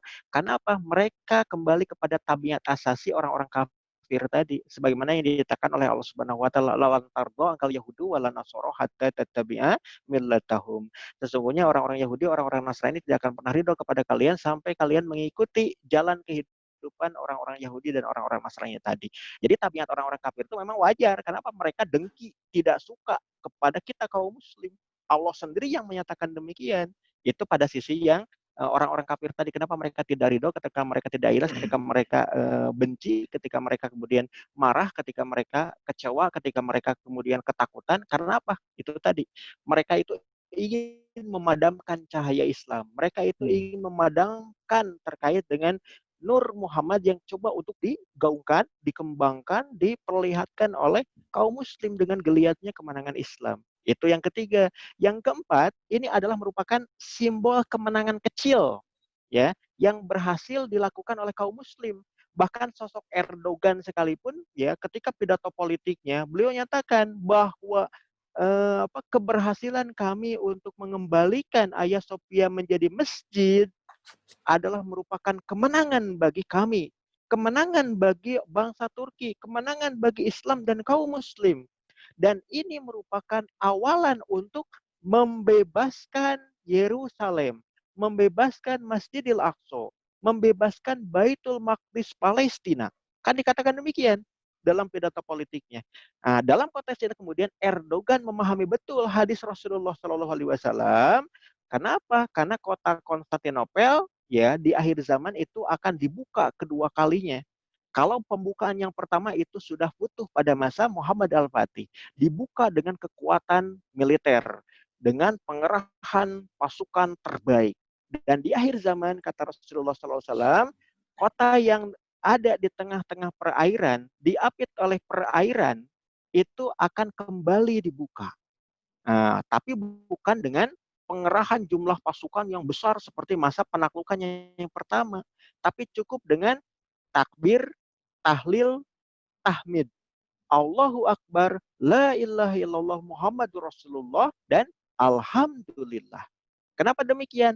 Karena orang Turki sudah berhasil diislamkan, maka orang Turkilah yang kemudian membuka ya kaum muslim untuk berbondong-bondong masuk untuk membuka kota Konstantinopel dengan kemenangan yang penuh ya. Yang kita kenal kalau dalam bahasa Al-Qur'an itu adalah fathan mubinan. Kemenangan yang berjaya, kemenangan yang gilang gemilang, kemenangan yang utuh, kemenangan yang sempurna, kemenangan yang penuh. Maka Erdogan katakan bahwasanya ya kejayaan dari ya Hagia Sophia itu akan membuka pembebasan untuk Masjidil Aqsa, pembukaan untuk Baitul Maqdis, pembukaan untuk Yerusalem Palestina. Jadi itu sebagai ketika dibukanya kota Konstantinopel ya, ketika dibukanya Hagia Sophia menjadi masjid itu adalah kemenangan simbolik ya, kemenangan kecil. Kita akan menyongsong kemenangan-kemenangan besar di era berikutnya. Ya, seperti yang kemudian kita lihat dari Bisyarah Islam wal Muslimin yang disampaikan oleh Rasulullah Shallallahu Alaihi Wasallam. Termasuk juga ketika kita kembalikan kepada perasaan kita. Ketika kita mendengar bahwa Hagia Sophia telah kembali menjadi masjid, kita senang kan? Ya, kita bahagia kan? Kenapa? Ada perasaan Islam pada jiwa kita. Ada perasaan Islami pada hati kita. Jadi ketika syiar Islam itu terbuka, ketika Islam itu dibebaskan, maka kita akan sangat-sangat senang. Apalagi kemudian kita mendengar kabar bahwasanya Masjidil Aqsa Baitul Maqdis Palestina di Yerusalem berhasil kembali ke pangkuan umat Islam. Maka kita sungguh-sungguh sangat senang. Atau bahkan ketika kita mendengar kabar bahwasanya kota Roma, sebagaimana hadis Rasulullah SAW itu akan dibuka, akan ditaklukkan, pasti juga kita akan senang. Apalagi kalau seandainya kita menjadi bagian tak terpisahkan dari individu-individu atau kelompok-kelompok muslim yang ikut terlibat dalam upaya pembebasan Yerusalem, pembebasan Masjidil Aqsa, Baitul Maqdis Palestina, sekaligus juga ikut membebaskan kota Roma. Luar biasa. Kita menjadi bagian dari sejarah umat Islam di akhir zaman. Kita sangat bahagia. Nah, kenapa? Itu janji-janji kemenangan Islam yang telah disabdakan oleh Rasulullah SAW. Jadi ketika kita melihat Erdogan ya mengembalikan fungsi ya masjid sebagaimana amanah Muhammad Al-Fatih tempo hari, maka itu hanya sebatas kemenangan kecil ya. Kemenangan yang sifatnya simbolik, tapi kita akan meraih kemenangan-kemenangan yang akan datang tentu didasarkan kepada usaha kita, perjuangan kita, kesungguhan kita untuk memantaskan diri mendapatkan ridho Allah dengan turunnya rahmat, turunnya ya terkait dengan nasrullah, pertolongan Allah Subhanahu wa taala. Kenapa? Kita juga sangat memahami terkait dengan ayat Allah yang menyatakan intan surah yang surkum wa yusabit akdamakum. Barang siapa yang menolong agama Allah, niscaya Allah akan menolongnya dan meneguhkan kedudukannya di atas permukaan bumi. Dan kita tahu ketika Allah menolong, tidak ada sesuatu pun di jagat raya ini yang mampu untuk ya melawannya. Ketika Allah menolong, maka Allah katakan di dalam ayat tadi akan meneguhkan kedudukan orang-orang pihak-pihak yang menolong tegaknya agama Allah ini. Allahu a'lam bishawab. Ya, Ustadz, Ya. insya Allah kita akan tutup sesi ini sampai jam 10, karena kalau diterusin mungkin ini bakal sampai sahur, Ustadz kan. Jadi menyambung tadi yang udah Ustadz sampaikan gitu ya, bahwa saat ini pro kontra ataupun juga respon yang juga tadi kekhawatiran mereka akan muncul kembali kebangkitan Islam oleh karena Hagia Sophia dikembalikan fungsi sebagai masjid gitu kan, akan ada sumber kekuatan Islam yang akan muncul dari sana. Nah kemudian kalau kita sedikit flashback gitu kan, kondisi sekarang dikembalikan menjadi masjid itu banyak yang responnya atau reaksinya negatif, terutama dari kaum kafir ya, dari kaum barat.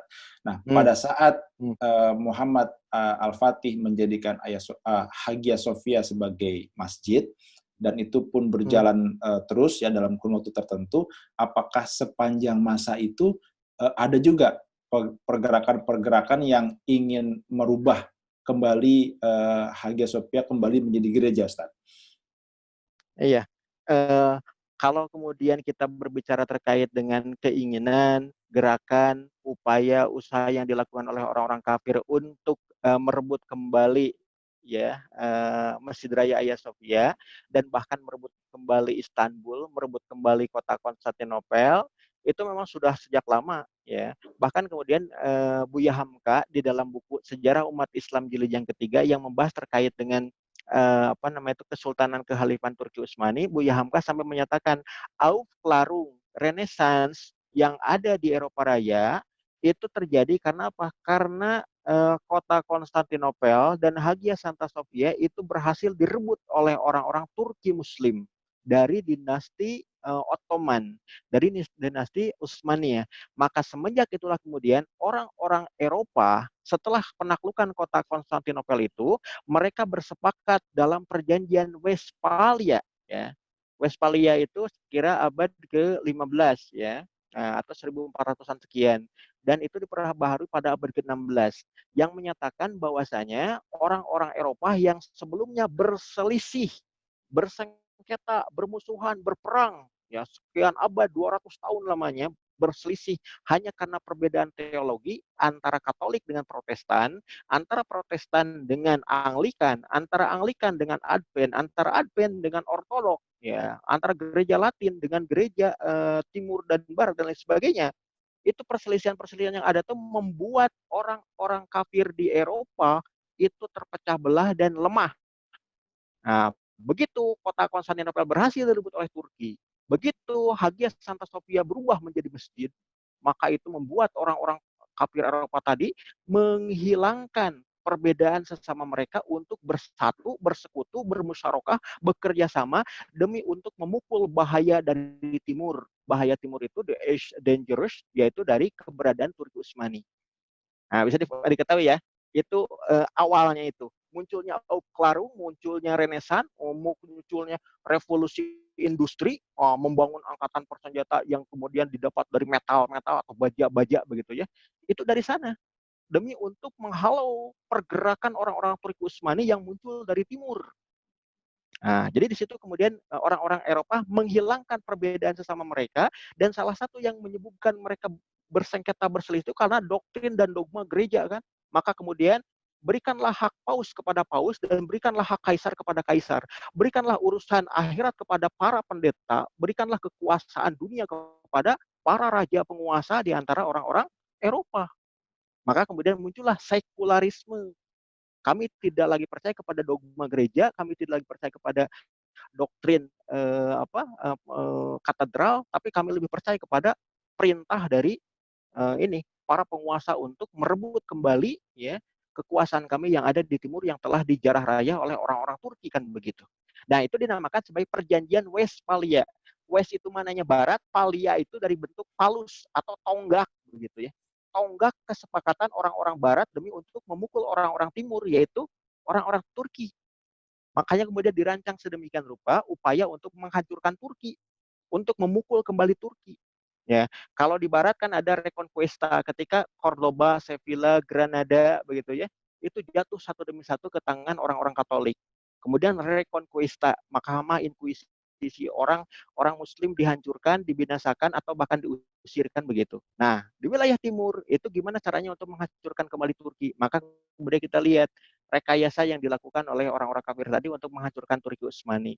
Maka dari mulai ya upaya menyusupkan kalangan misionaris, menyusupkan kalangan orientalis itu dengan pendidikan, dengan cuci otak dan segala macamnya. Kemudian diakhiri dengan rekayasa untuk menghajar Turki ya dalam Perang Dunia Pertama, dalam sejak tahun 1414 sampai 1419 selama kurang lebih 5 tahun, maka Turki Utsmani hanya tersisa di wilayah kota Istanbul saja. Bayangkan oleh kita, wilayah kekhalifahan yang demikian luas hanya tinggal satu kota, sedangkan wilayah Turki yang lain sudah dikelilingi oleh orang-orang sekutu. Maka kemudian ada perjanjian Lausanne, ada perjanjian ini, hingga akhirnya muncullah Mustafa Kemal yang dijadikan sebagai dewa penyelamat bagi kepentingan bangsa Turki. Dan Mustafa Kemal sudah sepakat dengan skenario orang-orang Inggris, ya. Artinya apa? Menikam kekhalifahan dari dalam. Karena apa? Mustafa Kemal diposisikan sebagai orang yang nanti akan menggantikan kedudukan penguasa Turki sebagai penguasa Turki baru dengan suasana yang baru pula, bukan lagi dalam bentuk kesultanan kekhalifahan, tapi dalam bentuk republik sekuler Turki begitu. Itu yang terjadi. Jadi memang upaya untuk memadamkan cahaya Islam, upaya untuk mengalahkan Islam, upaya untuk mengalahkan kekhalifahan Islam, upaya untuk menghancurkan ya kehebatan Turki Utsmani dengan kesultanan dan kekhalifahannya itu salah satunya adalah untuk merebut kembali kota Konstantinopel, merebut kembali, memfungsikan kembali Hagia Santa Sophia seperti bentuk gereja begitu. Jadi upaya itu dilakukan. Nah, makanya berhasil ketika apa? Ketika Mustafa Kemal sudah berkuasa, semenjak tahun 1923, 1924 khilafah itu diusir, dibubarkan, dan pada tahun 1931, ya, kurang lebih sekira 6 tahun ya setelah dia ya mengusir khalifah dari Istanbul, dia langsung membekukan ya terkait dengan keberadaan Masjid Jami Hagia Sophia semenjak tahun 1930, dan itu atas desakan orang Yahudi, orang Amerika ya yang saat itu menjadi peneliti di Institut Bizantium Amerika di kota Konstantinopel. Dan bulan Februari tahun 1935 maka Masjid Jami ditandatangani dengan dekret Presiden Mustafa Kemal menjadi museum. Dan itu disambut bahagia oleh orang-orang kafir Eropa. Karena apa? Cita-citanya untuk ya menguasai kembali dunia dan menumbangkan Turki Utsmani itu berhasil, sekalipun tidak bisa mengalahkan Turki sepenuhnya dari kota Konstantinopel. Kemudian juga niat mereka untuk mengembalikan ya Masjid Jami ke dalam bentuk gereja ya, itu pun paling tidak berhasil dengan beralihnya masjid menjadi museum. Itu yang terjadi. Makanya kalau kita lihat dari runutan sejarah tadi, kita akan tahu kenapa musuh-musuh Allah dan Rasulnya, orang-orang kafir barat tadi, tidak suka dengan keputusan Erdogan mengeluarkan dekret tertanggal 10 Juli 2020 mengembalikan fungsi Hagia Sophia menjadi masjid dari bangunan ini, itu museum sebelumnya. Begitu Kang Aad. Ya, baik Ustadz, sebelum ditutup sedikit aja tadi sempat sinyalnya terganggu ya. Jadi ada beberapa penjelasan yang terputus. Sedikit mungkin sebelum ditutup bisa diulang sedikit kenapa atau pertimbangan apa tadi nggak jadi dirubah jadi gereja tapi jadi museum. Itu kan yang yang ingat akan janjinya Muhammad Al-Fatih kan akan dituntut di akhirat gitu kan. Mungkin sedikit tadi kan ada teman-teman yang sempat keputus karena sinyal gangguan di antum, bisa dijelaskan sedikit saat diulang lagi. Iya. Jadi gini, semenjak Muhammad Al-Fatih membeli ya gereja Hagia Santa Sophia dan dialihkan kepemilikannya atas nama beliau pada tanggal 29 Mei 1453 pada hari Selasa pagi semenjak beliau memasuki kota Konstantinopel, maka beliau memfungsikan ya gereja Hagia Santa Sophia menjadi masjid Jami Hagia Sophia itu pada hari Jumat siang tanggal 1 Juni 1453.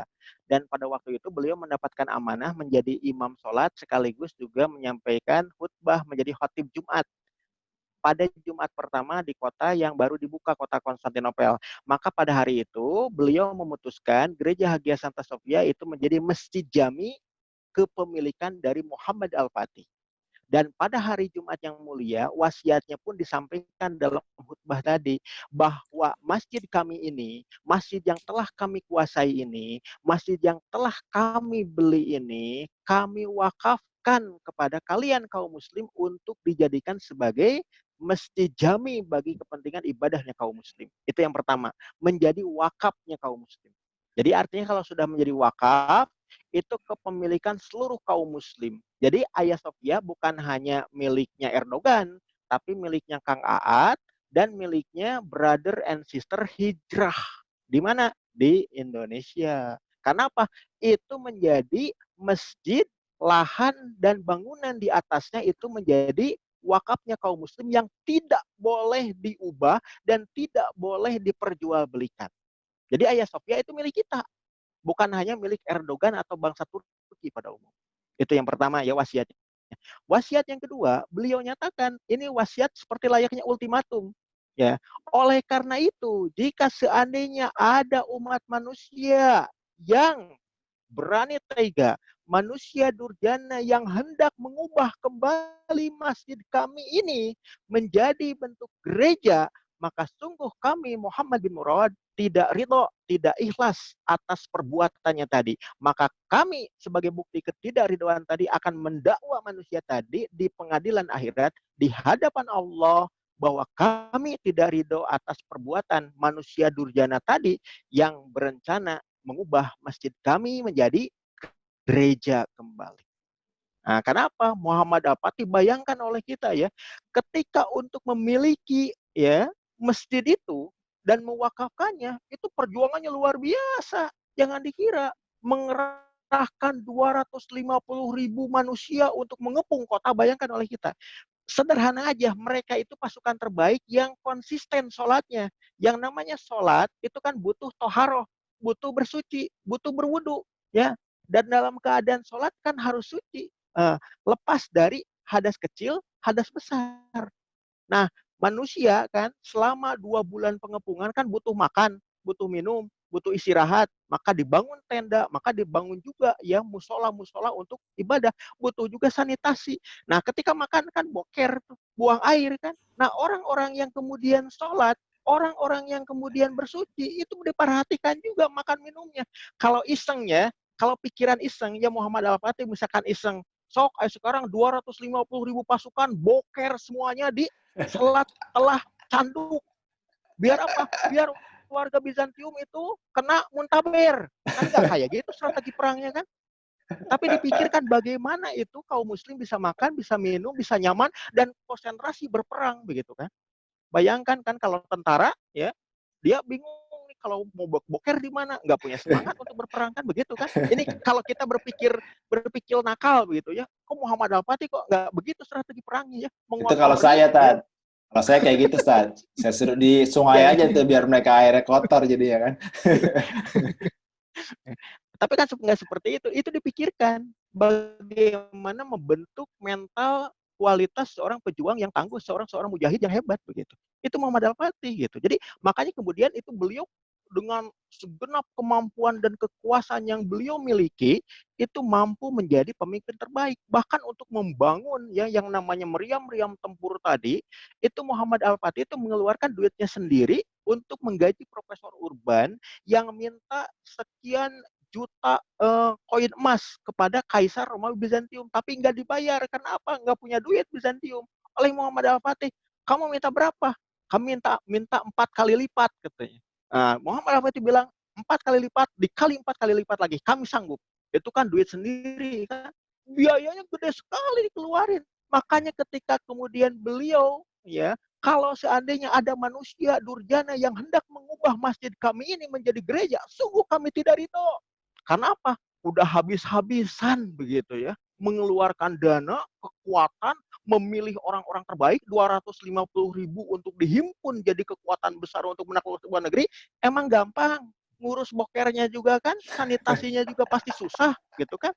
Apalagi kemudian menjamin mereka itu menjadi para penakluk terbaik, pasukan terbaik.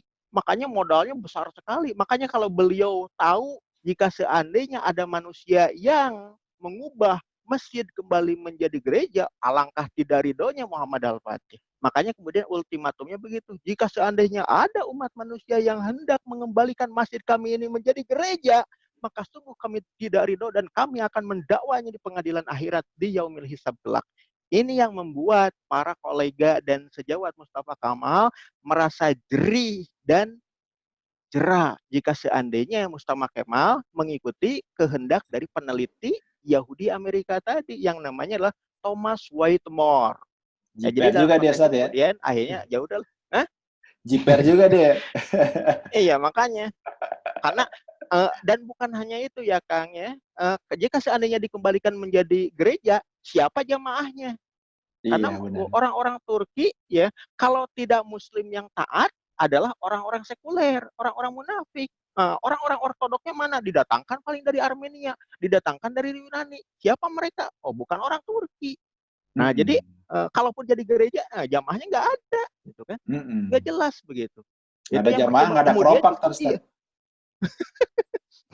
Termasuk juga terkait dengan ini, terkait dengan keberadaan siapa yang memelihara dan menjadi penyandang dananya, gitu. Ya, itu nggak jelas juga. Termasuk juga dalam konteks ini adalah ketika akan diposisikan sebagai gereja, tentu kaum muslim yang ada di Turki, termasuk juga orang-orang sekuler sekalipun, kolega dan sahabat Mustafa Kemal kan menentang kan. Apalagi muslimnya, pasti akan ada mosi tidak percaya kepada kekuasaan Mustafa Kemal. Maka akan jatuh dengan sendirinya. Bisa jadi dia dikudeta oleh militernya sendiri. Makanya pertimbangannya itu saat itu aja udahlah jadi muslim aja gitu. Kalau jadi muslim tentu kan ada bentuk pemeliharaan, penjagaan segala macam, termasuk juga lobby-lobby politik kepada PBB. UNESCO akhirnya menetapkan sebagai situs warisan peradaban dunia yang salah satu bentuk pemeliharaannya ya konservasinya, kemudian juga renovasinya, pemeliharaan segala macam ada dalam penanggungan UNESCO. Makanya salah satunya kalau kita tempo hari datang ke kota Istanbul, kalau mau masuk ke Museum Hagia Santa Sofia, bayar tiket. Ya. Waktu itu tiketnya kalau nggak salah 60 lira Turki dikali 3.500. Nah, berapa nih Kang? Hitung sendiri deh. Ya, 240.000 kan? lah. Iya lumayan. Satu orang itu tuh. Dan tempat yang paling sering dikunjungi oleh para pelancong, para wisatawan yang datang ke Turki dipastikan Istanbul, dan ikoniknya itu adalah Hagia Santa Sofia. Itu yang nomor utama. Yang kedua itu adalah Topkapı Sarayı, Istana Topkapı. Berikutnya yang ketiga barulah Sultan Ahmed yang kita kenal sebagai The Blue Mosque. Setelah itu barulah Masjid Sulaiman Al-Qanuni. Setelah itu baru Masjid Sultan Muhammad Al-Fatih. Setelah itu baru Ayub Chemi, Masjid Abu Ayyub Al-Ansori yang di seberang dari Konstantinopel atau The Old City.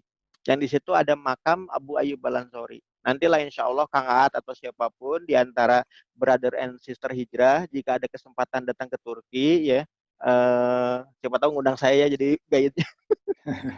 Nah itu, jadi tempat-tempat itu yang paling favorit dikunjungi oleh para wisatawan. Begitu, Kang. Ya, siap, Ustaz. Insya Allah nanti kita cerita bareng di Turki langsung, Ustaz. Ya, Amin, jadi, amin. teman-teman ya boleh nabung dari sekarang ya. Nanti insya Allah pandemi selesai, kita ngobrol bareng di Turki langsung bareng Ustaz Salman.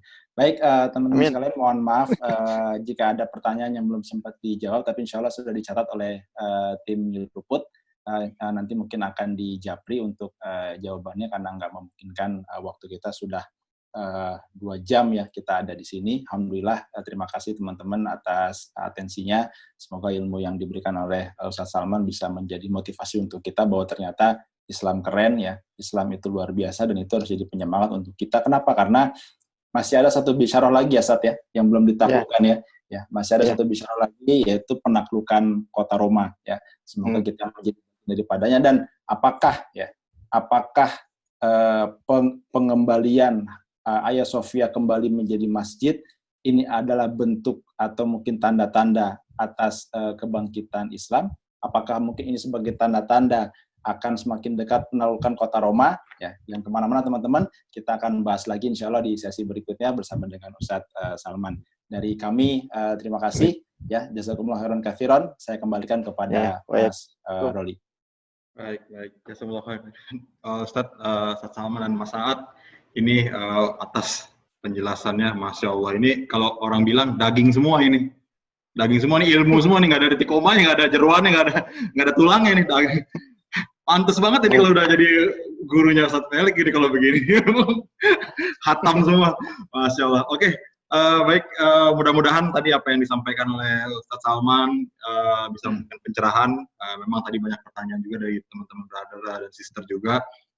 Mungkin nanti suatu saat kita buat lagi sesi lagi ya Mas Saad ya, untuk lebih mendalam lagi gitu ya. Karena tadi ada yang banyak, apa pertimbangannya ini, wah macam-macam lah Ustadz ininya. Nanti kita buat lagi insya Allah. Mungkin buat teman-teman juga semua yang telah hadir, kami ucapkan juga terima kasih ya. Jazakumullah khairan katsiran, dan mohon maaf bila ada salah-salah kata dari kami dalam penyajian. Dan juga ikutin juga acara Nyeruput Kopi lainnya. Kita juga ada acara Nyeruput Kopi lainnya. Ada pertama ada Tahsin, belajar Tahsin setiap hari Selasa malam jam 8. Kemudian setiap hari Kamis dan Ahad pada subuh kita juga ada tilawah dan juga kajian serta sharing hijrah di hari Jumat, setiap hari Jumat. Nah, jadi teman-teman semua yang hari ini baru bergabung di Nyeruput Kopi mungkin nanti bisa ikut di IG kami ya, di @nyeruputkopi id.official. Oke, baik, kita tutup saja mungkin Ustadz, terima kasih, Mas Aat juga terima kasih. Mari sama-sama semua kita membaca hamdalah, alhamdulillahirabbil alamin. Alhamdulillahirabbil alamin. Kita membaca istighfar 3 kali. Astagfirullahaladzim. Membaca surat Al-Asr.